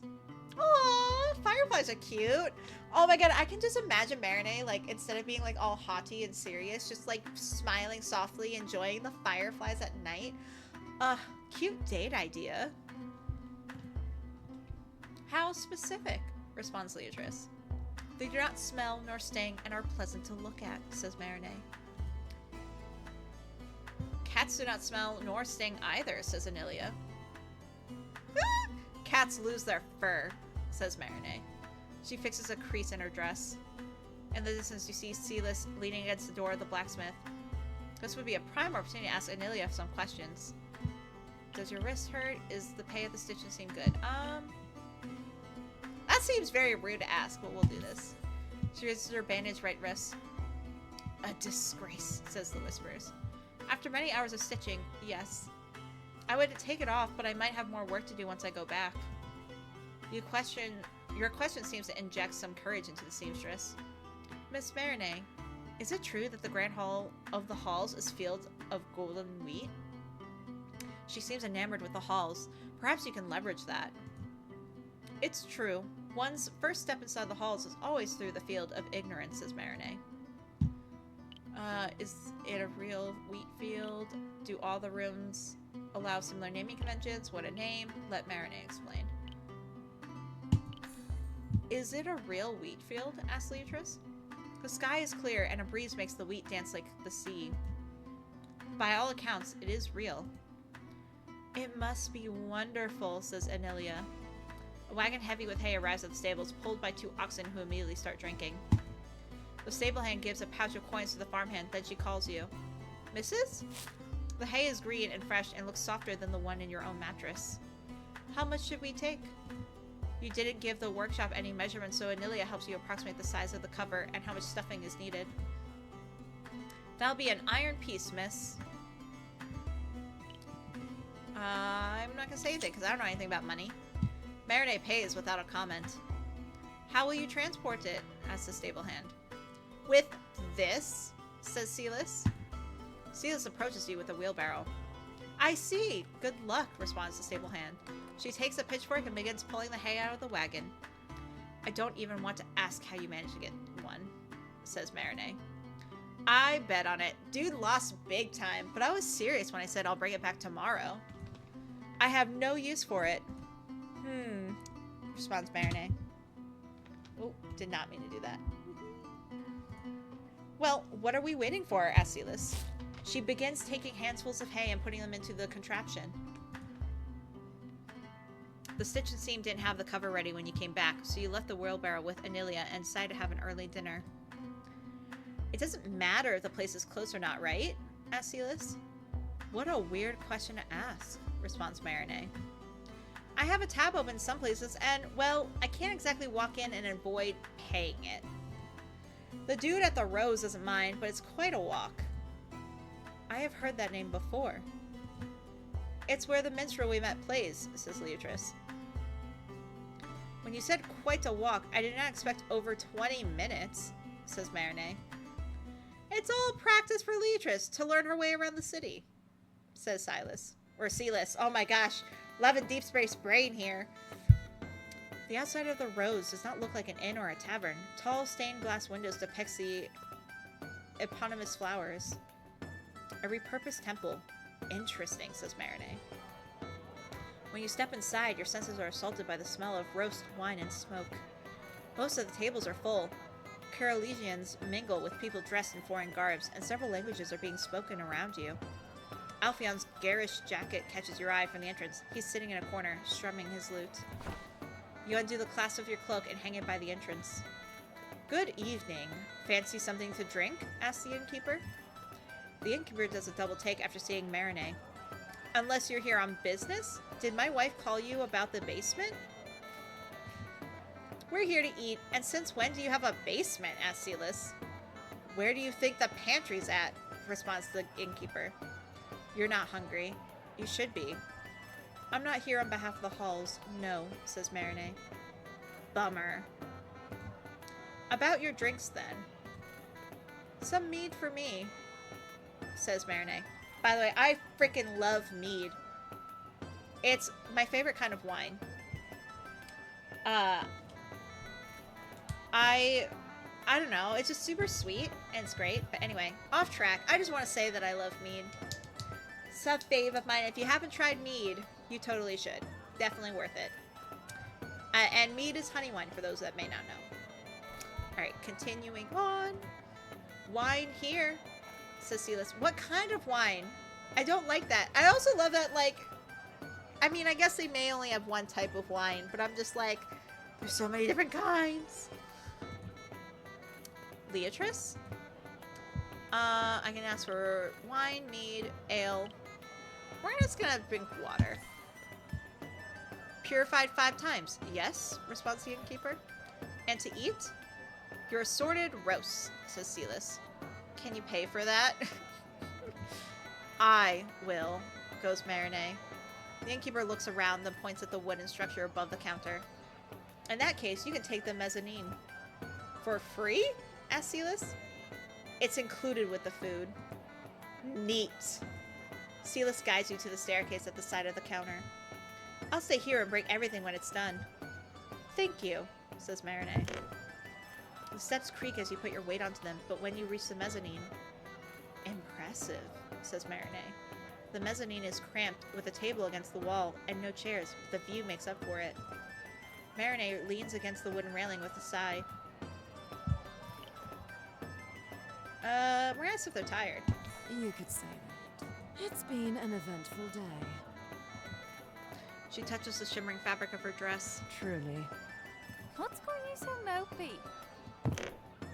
Silas climbs the stairs with your drinks and places them on the table. The food will be ready soon. Was service not included with it? It was, but I just wanted to poke the innkeeper a bit. He was so stiff, trying to impress the guest of honor. Marinette cruises her lips together. We're gonna change the topic. How's the mead? Marinette takes a sip from her goblet. Very pleasant. With a fig aftertaste. Silence falls among you. We can focus on the music, focus on the people, focus on the stained glass windows. Let's focus on the music.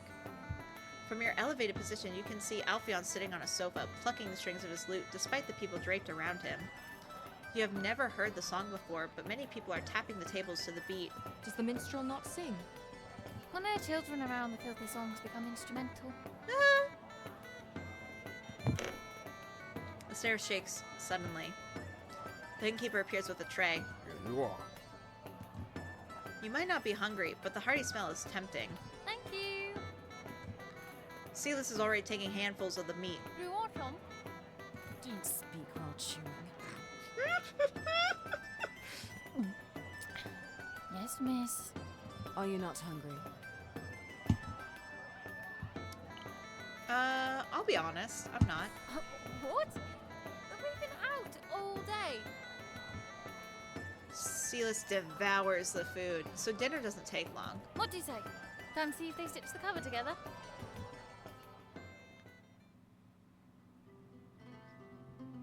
Once you're closer to the halls, Marinette clears her throat. I will retire for the night. You know the way back to your halls? Asks Silas. Marinette ignores her and hands you a small key, the one for the safe house. Have a good evening. She leaves, and as soon as she's out of earshot, that was the most awkward dinner I've ever had, says Silas. We're gonna go, we're still strangers. That's true, but when they have dinner together, even strangers share something to become less strangers to each other. I'm not blaming you for the silence. You lost your memories. Who are you blaming then? Asked Leatrice. The miss? I bet she doesn't want to talk to us. She lives for her secrets. We're not gonna mention talking to the seamstress. Isn't it sad if I'm always the one to start a conversation? When you arrive at the stitch and seam, the mattress is ready. Aw, I could have put the stuffing in myself, said Silas. It was no bother, really, responds the seamstress. You're almost tempted to ask her about Anilia, but that might sound suspicious. Besides, you already know where to find her. Silas secures the mattress on the wheelbarrow. I'll need your help with this.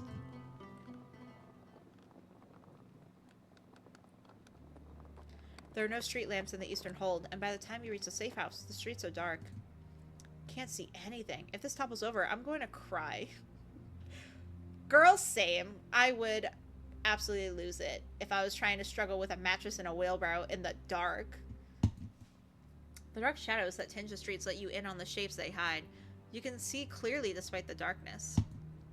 The mist gave you the key to the place, right? Why is the wheelbarrow inside? Asked Leatrice. Wouldn't want it to get stolen again. Silas has a big grin on her face. You look excited. I have a feeling you can't wait to test your mattress. Are you that excited for your mattress? What's the face for? I'm gonna say you look excited. You look excited. I am. This job is great, responds Silas. I get a roof over my head, a mattress, food, and all I need to do is make sure you stay alive. Do you need help bringing it up the stairs? Aw, you're too nice, responds Silas. You help her drag it up the stairs, and she places it on the corner. Why there? Because it's the nicest spot. She lies down on it. Her expression is peculiar, almost as if she can't believe what she is doing. The candles! I'll snuff them out, responds Leatrice. Thanks. Good night.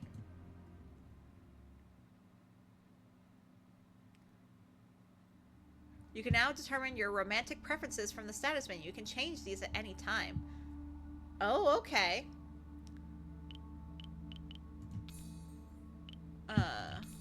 I already forgot what kind of menu is status, right?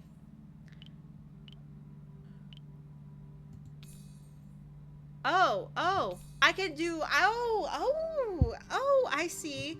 So I can either have both men and women on, turn off the women, or turn off the men. Oh, fascinating. Well, I'm going to keep them both on because I enjoyed the presence of both men and women romantically, so I have no reason to turn them off. So I just want to look. Death begets the abyss, just like love does, yet love takes time. Lust is devoured too quickly, and attraction is at the base of it all. Here you can read a summary of your stats and personality and customize your romantic preferences. I already did that. So, so far, because of our choices, we are cheerful and carefree like the wind, and can always look at the positive side of life. Okay, cool. And then these are our stats down here. I can't really change anything. That's fine. Your musings summon the ancient voice of the abyss. The gift you received is an insidious thorn. Which gift? It emboldens you to turn away from your destiny. First marinate with fate, now with you with destiny. What is it that you want me to do? The abyss does not speak anymore. Answer me, please. I need to know. Light spills into the bedroom from holes in the windows. Once again, you dreamed of the abyss. Once again, it left you with more questions than answers. You scared the crap out of me, said Silas. Also, is Silas naked? What is with this sprite right here? This avatar? Oh, gosh. Silas is combing her hair with her fingers. Did you have a nightmare? I wouldn't call it a nightmare. I woke you up. Yes, I'm sorry. I want to say I'm sorry. Aw, don't be. Silas puts on her vest and walks up to the boarded windows. It's early. It'd be nice if we could stop by an outhouse and a fountain before the mist arrives and gives us grief. Sounds like a plan, responds Leatrice. You're splashing some water over your face when someone nearby gasps. You didn't kill anyone, did you? A woman with deep bags in her eyes drops a bloody masher sleeve in the washing basin of the fountain. No, but I came this close to it. You exchange a look with Silas. The coughing kept waking me up. She begins rubbing the bloodied fabric together. You telling me he was coughing all of that? Sure was. Silas covers her mouth with her hand. What if it's contagious? Let's go. You rush back to the main street. Are you really going to bring the wheelbarrow back? Asked Leatrice. Of course. What about you? What's the plan for today? You need to visit the seamstress Anilia and see if there's something you can do to understand what the Whisper wants. But should you tell Silas? I want to know my way around the city. Very wise. What are you two doing here? Asked Marinette. Marinette approaches you with a basket in her hand. The smell makes you think of fig pie. We were at the fountain, refreshing ourselves since we can't snap our fingers and have water at will. Marinette's biting rebuttal is cut off by Silas's sudden excitement. Is that breakfast? You unlock the front door for them. As soon as Marinette places the basket on the table, Silas uncovers the treat within, a fig pie cut into neat slices.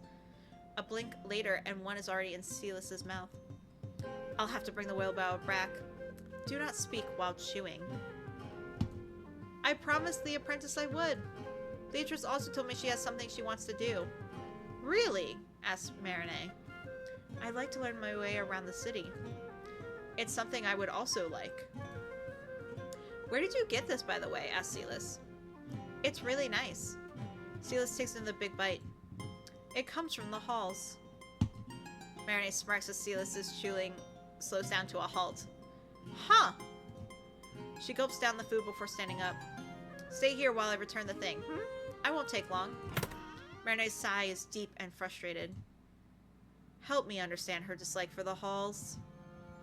Our options are, I don't understand it myself. Does she dislike the halls or the wealth you're displaying? Is that a rhetorical question? She must be afraid of magic. We'll do this one. Does she dislike the halls or the wealth you're displaying? Your question gives her pause. While trying to be considerate, I achieved the opposite effect, it seems. I hope you understand my situation is somewhat unique. Mages leave the halls only on assignment, and I am no exception. Am I your assignment? Asked Leatrice. Yes and no. Officially, I'm taking care of my late mentor's business. Unlike me, he was an advisor for the nobility, and as such, enjoyed many more freedoms than mine. Your mentor? Marine's eyes are on you, and when you meet her gaze, she straightens her shoulders. Heavy is freedom. Like a yoke on one's neck, ignorance is a much lesser burden, says the whisper. Should one's last breath never end, frozen in time by our life, dripping from willing sounds, then and only then will a shard of the abyss devour, awaken, and conquer. What is that? Asked Leatrice. At first I thought these to be the ramblings of a madman, then I saw the corpses surrounding you, willing sacrifices. I saw you ashy and dazed, and caught a glimpse of the powers you bear. Who is this madman you are talking about? My mentor, one of the 6 that slew themselves for you. No! That must have been a shock for Marinette, and the fact that she kept her cool? Damn. Tell me, what is the abyss? Our options are, I've yet to figure it out. A great force hidden in the shadows. I am the abyss. I wish I knew. I have yet to figure it out. Are you not its envoy? That is what you said you were, and the ramblings do not match, or do match. He also wrote that you would be born of a soul devoured. The memories we have been helping you chase, none exist. Perhaps they do exist and I simply haven't unearthed them yet. You seem strangely accepting of it. Is that a problem? I didn't want to lie to you. Do that one. You seem strangely accepting of it. She smiles. We should not tell Silas. Why not? I can already picture her becoming agitated and not believing you. Do you truly think she would be accepting of you if she knew? There's another problem, of course. He gestures at your face. The body you're inhabiting used to belong to someone else. She must have had a family, friends, perhaps a lover. What happens if one of them recognizes her and you? I'll deal with them. How likely is it to happen based on the garments left for me? That hasn't happened yet. I never thought about it. Marinette approves. Ooh. The pieces you wear are bespoke, pristine, and feels luxurious. The garments must have cost several silver pieces, the sort of money nobody carries on the streets. It's unlikely anyone will recognize you, but we can't discount the possibility. We could try to ask the guards if they know anything about missing people, the 6 around me, and my host. It seems to me that the guards have very little interactions with anybody who is not a petty criminal. She leans forward to place her hand on yours. We're gonna let her. Her skin is much warmer than what you imagined. Know that you have an ally in me, says Marinette. As you learn more, I trust you will confide in me. Thank you. After we said that we will rely on her. The door opens and Silas whistles her way inside. Hope I didn't miss too much of the amazing conversation you were having with the Miss, Leatrice. Marinette is the first to stand up. You didn't miss much. Shall we go? The shape of Carolis eludes you. The streets break and split, forming sharp corners that open into squares or patches of trees. Oh, miss. Your shoes make less noise than yesterday. I picked a different pair. You have more than one. Fancy. You're walking down an alley when the shadows deepen. Our options are call out whoever is following you, which we do. Face whoever is following you. Are we going to get attacked? Oh, let's face it. You unsheath your dagger and point it at the lonely figure standing in the middle of the alley, who raises both hands. A hood hangs low over their face, obscuring their features. Their clothes are matted and torn, similar to those of the vagrants that roam Carolis. Good morning. Why don't you put that away? You lower your weapon, but don't sheath it quite yet. I'm glad to see that you have some manners. The figure salutes. Hey, I've seen you around. You're that crazy old woman that keeps the city safe. Silas, please! That's like giving the vibes of like the crazy village lady. She keeps the city safe? If the city guards don't do their job, Someone else needs to. Why were you following us? Curiosity. It has been satisfied. Now that I know your faces. Oh? You have the feeling the woman's talking to you. She turns on her heel, ready to leave. What do you mean? I wanted to see who you were. Nothing more. Nothing less. Farewell. Marinette and Sela seem as confused as you are. She is famous, you said? If the guards get too rowdy, she makes sure they behave. And when they're too lazy to catch someone really bad, she... Sela draws an imaginary line across her neck. She murders them? Yeah? How grim. You look around, but you don't feel watched anymore.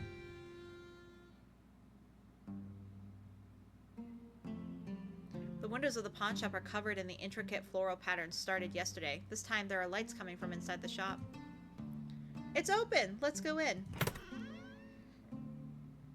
A complex smell wraps itself around your nose as you enter. Old polished wood, ancient velvet, wax. The inside is cramped. Every surface is covered in trinkets that range from marble statues to necklaces of stuffed animals, all meticulously tagged with a piece of cloth. Good morning. Hidden behind the pile of books and scraps that cover the counter, a robed man stands up to welcome you. An old scar cuts through his face from forehead to cheek.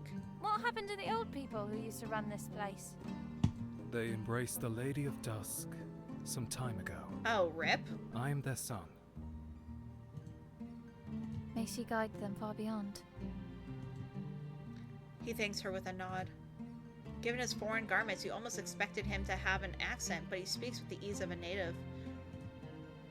As the man gestures, the intricate tattoo on his arm catches the light. No, it isn't a tattoo.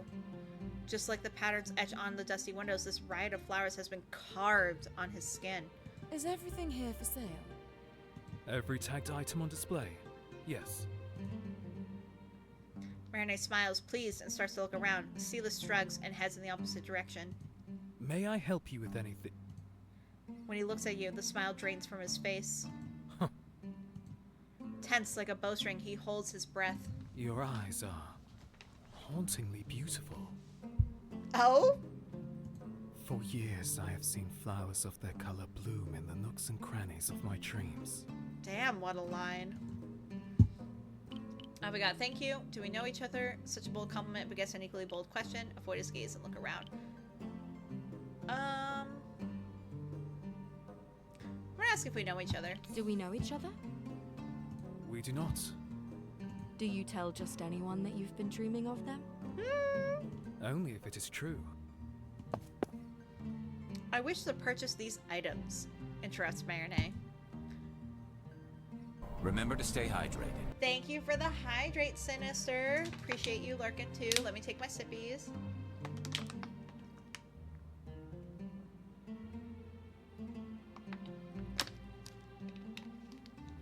I actually might have to get another water bottle during the ad break in 2 minutes. But anyway, I took my sippies. Be proud of me. Marinette comes back with a hand mirror and a small glass jar. What's in there? Asks Silas. That'd be a perfumed unguent, I believe. What for? The house? My own personal use, responds Marinette. Marinette places the items on the little free space of the counter. Hey, you. Do you still accept collaterals? My name is Malik, and I will once I finish. He pats a pile of documents. This. Huh. Will you take a while? Malik takes an old pair of scissors and removes the tags. Read one of the documents that are lying on the counter. Do you need to pawn anything, Silas? Observe the items Marinette purchased. I want to read the document because I am curious. It seems to be the impassioned description of a set of jewelry with a large amount of gemstones. Someone scribbled shakily in the margins matching box. You look around for the pieces mentioned in the document, but they don't seem to be on display. Malik places the two cloth tags next to each other and squints. 1 silver piece and 6 iron, please. As Silas whistles, Marinette slides her hand on the side of her waistband and takes out a string, jingling with coins. Here you are. I trust this can be delivered to the halls? She places an additional iron coin to the counter. Malik fails to conceal his surprise. To what name? Indagatrix Emerita Marinette. He bows. You shall expect a delivery from me then. I will come back. I saw so many wonderful things, said Marinette. I'd like to come with you when you do. Where to now? Asked Silas.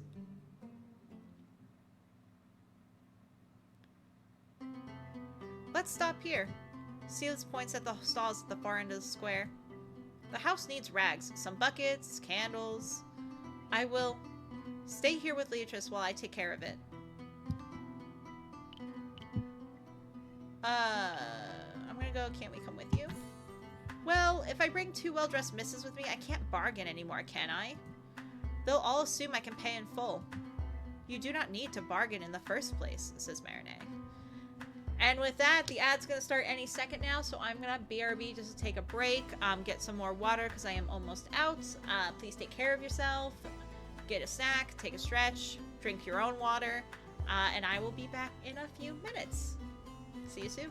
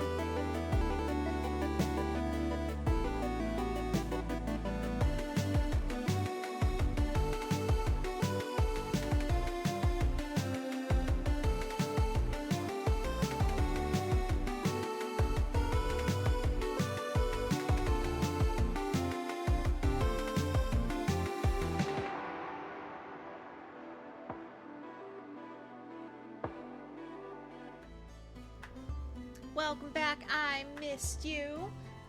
I'm probably gonna go on for another 20 minutes or so, because I still need a shower tonight, and I gotta prepare. Cece and I are doing a holiday gay skit tomorrow. We're gonna shoot the first scene. I am playing Shannon, a city girl who is closeted, so it's gonna be interesting. Cece's playing the Midwestern hottie, so it's gonna be fun. So, but I also, if I didn't have the skit tomorrow, I 100%, I mean, I still would shower, but I 100% would play even longer, because I'm having so much fun with Sigh of the Abyss, because I'm like, the art's gorgeous and shit, but anyway. Aw, thank you, Sinister. I miss you, cutie. Glad you're here. But, yeah, let's see how far we can get before I gotta skedaddle. So, stay here. I'll be right back, Gosilis. Marinee sighs. We got what's with the deep sigh. You don't have to follow her instructions. Follow her if you don't want to stay here. Obviously, the sigh wasn't about me. So, you do not have to follow her instructions, goes Leotris. I do not, but she is wiser than I am when it comes to the city. She approaches the statue that oversees the square. It's missing its head. The corner of the octagonal pedestal are jagged with plaster remains. Someone must have ripped away the plaques that decorated it. Your only hint to the statue's identity is a name etched on the inside of the book. What could this Theriso have done to have his marble form desecrated so? I'm sure Silas knows.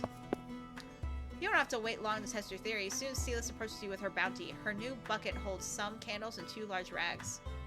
Look what I got here! That was fast. She winks at you. Silas, who might this be? Marinee gestures towards the statue. No clue. Why? I thought you'd know the reason someone had beheaded him, responds Marinee. I don't know everything. Marinee's eyes dart from Silas's, oh my god, love and deep space brain. I should just call her Silas. I'm not going to. I respect Silas. What of his name? Do you know of it? Asked Marinee. No. It's written right there. Then you can learn it on your own. Silas, please. Marinee's actually trying to have a conversation with you after you literally bitched to me the other night that they weren't talking with you, and that was awkward.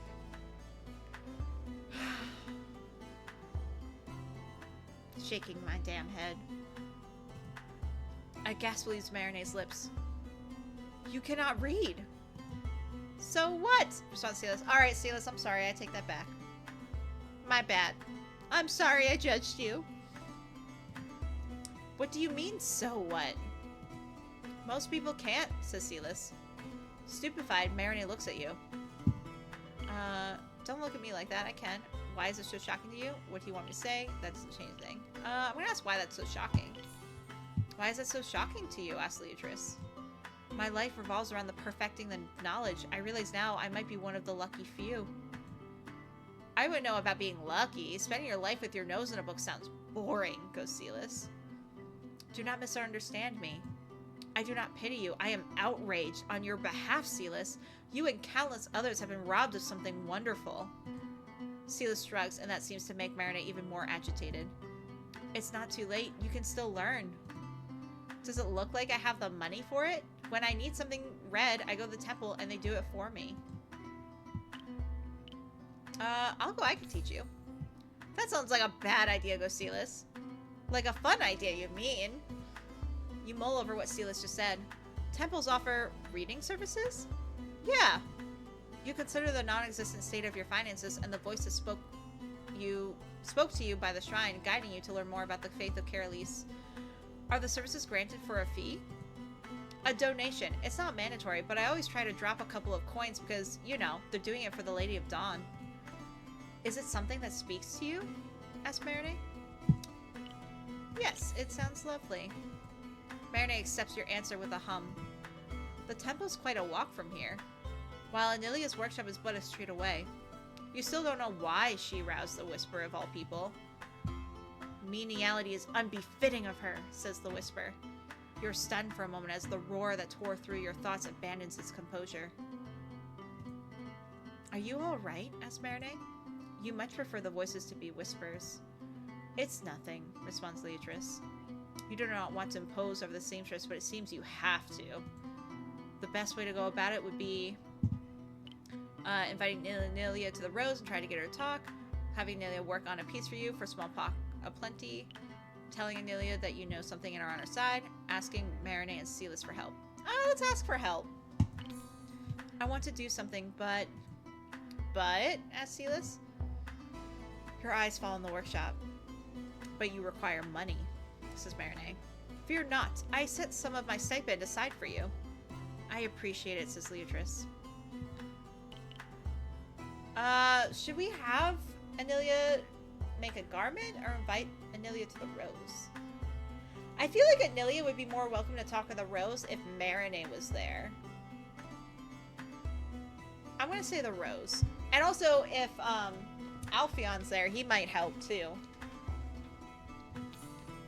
I've heard that name before, says Silas. She is the seamstress from yesterday. What business do you have with her? Asked Marinette. I'm gonna tell the truth. Marinette approves. Aiding her will bring me one step closer to... A moment of poignant silence follows. I see, says Marinette. I don't, responds Silas. Well, I will get your name right one day, Silas. She will help me understand, I think, responds Leatrice. Silas's face scrunches and she gasps. Aha! She makes you remember. Why didn't you tell us before? She doesn't really. It matters not for now, interrupts Marinette.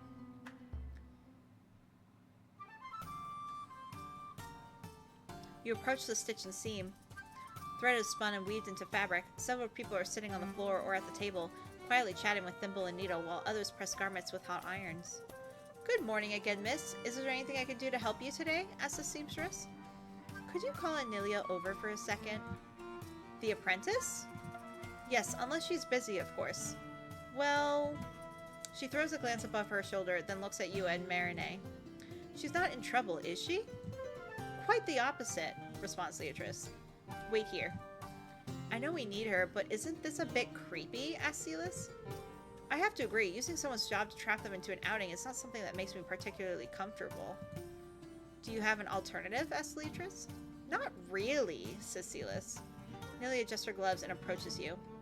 Good morning.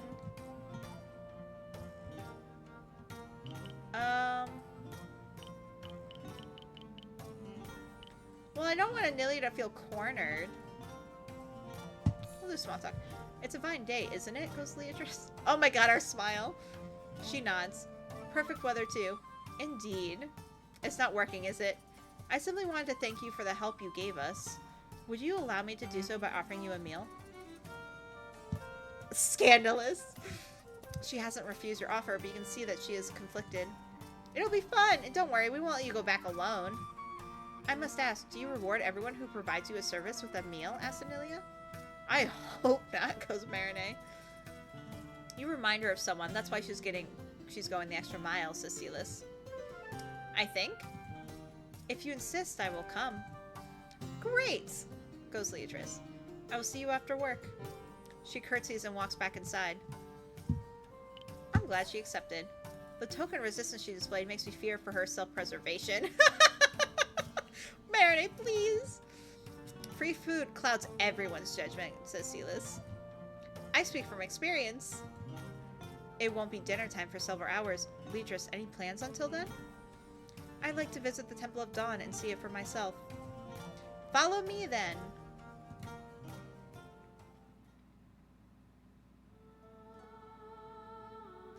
Tall marble columns adorn the entrance to the Temple of Dawn.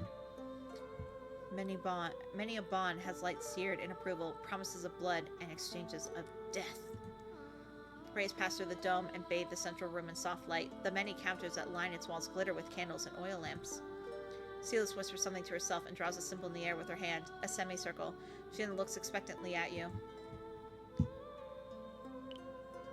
I'll perform the gesture.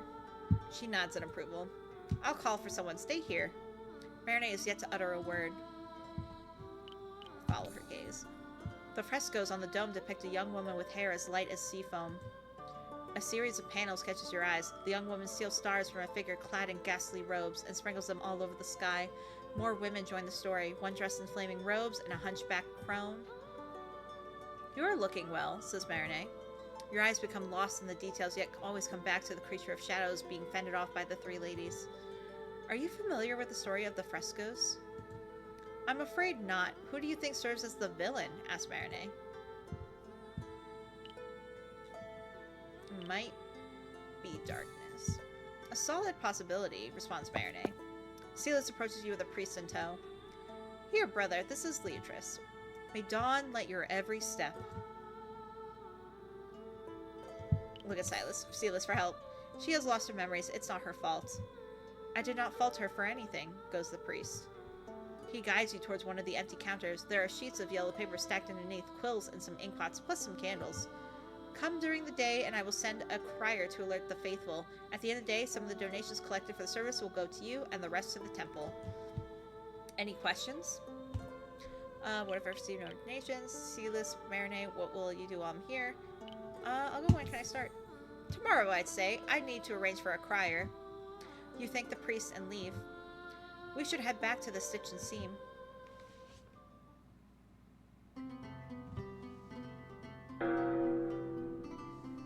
Bells toll in the distance, marking the end of the day. People pour out onto the street, depicted home or no, or to the closest inn. Oh my gosh, I'm tired. Anelia is waiting for you outside of the workshop with her gloves already on. Ready for dinner? How's your day been? Let's go. Were you waiting long? Ready for dinner? Asked Leatrice. How awfully direct, goes Marinette. I'm ready. I've been looking forward to it, actually, says Anelia. Me too, responds Silas. Shall we go? Which establishment did you have in mind for tonight, Leatrice? I have only been to the Rose. It's a bit of a walk from here. I think I have heard of it. It has stained glass windows, does it not? That's the place. I always wanted to see them. I don't mind if we have to walk a while. Silas keeps the group in the well-trafficked main streets. City guards here, and they're stopped to observe your group, but they never approach you. Are you that peculiar of a sight? Ah, the windows were worth the walk indeed, says Anelia. Wait until you taste the food, responds Silas. The Rose is overwhelming. Music, scents, countless voices, the dry heat of smoke. You take a moment to get used to it all, and unclasp your cloak to hang it on the wall. Alpheon is lounging on the same couch as the day before, lute in hand, but the people draped around him are different. Shall we order the same as last time? And what is that? Says Anelia. The assorted roast. And wine for me, says Silas. For me too. We're gonna stick with water. Noted, goes Marinette. We'll secure a table while you order. I'm gonna go with Marinette. I'll come with you. Appreciated. The innkeeper recognizes you both. After Marinette orders and pays, a deep sigh leaves her lips. I wonder how meager the seamstress's salary is if the mention of meat makes her eyes sparkle like that.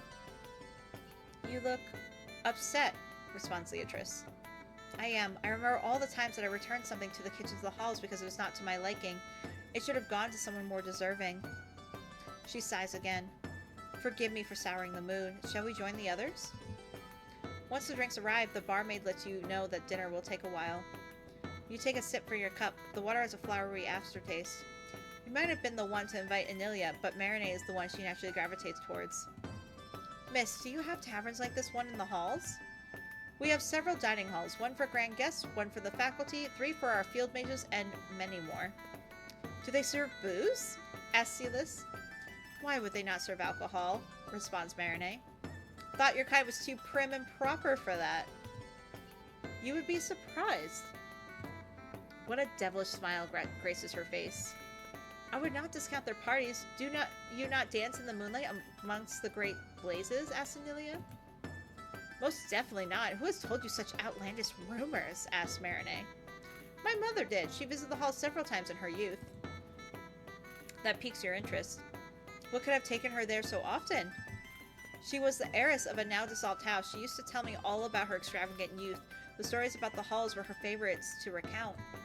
Silas whistles. You a noble? Not anymore, responds Anilia. The barmaid places a large plate on your table. The aroma of an herb roast tingles your tongue. Anilia and Silas immediately take a piece. Enjoy, says Marinette. Thank you, that was a feast, says Anilia. To be washed down with more drinks, right? Says Silas. Marinette rolls her eyes and stands up to powder her nose. We truly must be a strange sight. Why do you say that? Asks Leatrice. Look at us. I'm gonna point at myself. You're a member of a merchant guild, but I wouldn't know which one. She just dresses like one, says Silas. Truly, if I made merchant garments for someone outside of the guild, I would get flogged. Only if they caught you, responds Silas. The seamstress is particular about clothing. You could have never guessed. If only you managed to shift the conversation towards her lost nobility. Marinette sits back down with some water, followed by the barmaid. We'll see how the conversation unfolds. After taking another sip, Anilia's eyes become sparkly. Miss Marinette, your dress. I simply must know. What do you wish to know? Asks Marinette. Everything, says Anilia. She has questions about the material, the filigree, the construction. After a couple of minutes, Silas tries to conceal a yawn. I always wish to work on one of these uniforms. You take the chance now that you see it. If you did, would you be granted access to the halls? Asked Leatrice. It's possible. Very few of us know a trade. We rely on hundreds of craftspeople, says Marinette. To see them with my very own eyes, it would be a dream come true, says Anilia. I wasn't even born when my mother attended the summons she speaks so fondly of. Now that my smallest title is gone, I will never receive one myself. What happened to it? Asked Leatrice. The papers are not proof enough by themselves, and my mother had to sell the last fairly heirloom some months ago to afford rent. A shiver runs down your spine as the voice makes itself known to you. Proof of her lineage shall elevate her. Proof of her blood to mend her hands. Proof of her birthright to let her fall into comfort. As if you fear the voice truly wants to reinstitute her as a noble. How do you feel about your new life? This life is not new to me. We were always struggling. It does not seem to be what she wants. Thank you for the evening. I apologize for talking so much, said Anilia. Don't. It was a pleasure, responds Leatrice. She bows to you and takes out a small key out of her pocket. You leave her once you hear the door from the inside. Did you learn what you needed from her? Asked Silas. Yes, responds Leatrice. Does that not please you? Asked Marinette. I'm sure there's a better way. I need to think it through. I'll have to trample her wishes. It's something I don't want to do. I need to think it through. What does that mean? You're being... What's the word? Cryptic, says Silas. Silas yawns. Cover your mouth when you do that, responds Marinette. Yes, yes. Need an escort to the halls? You paid for dinner, so it's free. Once Marinette leaves your side, you head for the eastern hold on the other side of the city. The streets are quiet. Oil lamps light the way inside the heart, but once you cross the bridge to the eastern hold, everything is plunged in darkness. Let's be quiet, says Silas. The moon glows high in the sky, giving everything a cold gleam. It shines in the distance on a blade being drawn. Shit! A small band gets on their feet, men and women both. We're gonna sheath our dagger. Oh, the miss is feisty, says the ruffian. It's time for the confrontation you crave. We can take them, the shadows can take them. Your words can disperse them. Well, we can't do that because I didn't put points in that. I don't want to do magic with Silas there, so we're just going to take it down. They do not expect the mist to charge them. Gah! Ah, called dastard, I like that. They do not expect you to slam one of them against the wall. What the? Says Silas. And he looks at you stunned as you do the others before the handle of your knife crashes down on him, putting him out of commission for a short while. How strange. They all move so slow. What you lack in technique, you compensate with raw strength, inhuman for your frame, fueled by the darkness that bathes the city in night. Oh, her eyes were glowy, glowy. Did anyone else see that? Feel a pull around your arms where your cloak is secured. Oh, no, you don't, says Silas. Silas kicks the arm of the woman assaulting you and puts a knife to her throat. Do you want more? We already knocked one of your guys out cold. We can do 2 or 3 more. One of them spits on the ground. Freaks. Silas kicks the woman again and she releases your cloak. A silent stalemate follows, in which no one moves or made. Then cautiously your feet take several retreating steps. Will they attack as soon as you turn your back? The one on the ground has her knife out and you almost think she wants to throw it at you, but you manage to round the corner unharmed. Silas grabs your wrist. Run. What was that? Says Silas. What do you mean? One moment you were by my side, the next you were smashing a guy's head against the wall. What are you? What does that mean? After we said, did I not say that I was the envoy? I don't know. Are you like the miss? Is that it? I'm not exactly like her. She curses loudly. I wanted to help you. I'm still the same person I was this afternoon. Get a grip. You feel like you shouldn't have intervened. I wanted to help you. They were 5 against 2. I didn't want you to get hurt on my behalf. Looked like you could handle them just fine. Why am I around then? Asked Silas. Don't make that face. Let's hit the hay and wake up tomorrow and all of this will be just a dream. Alright.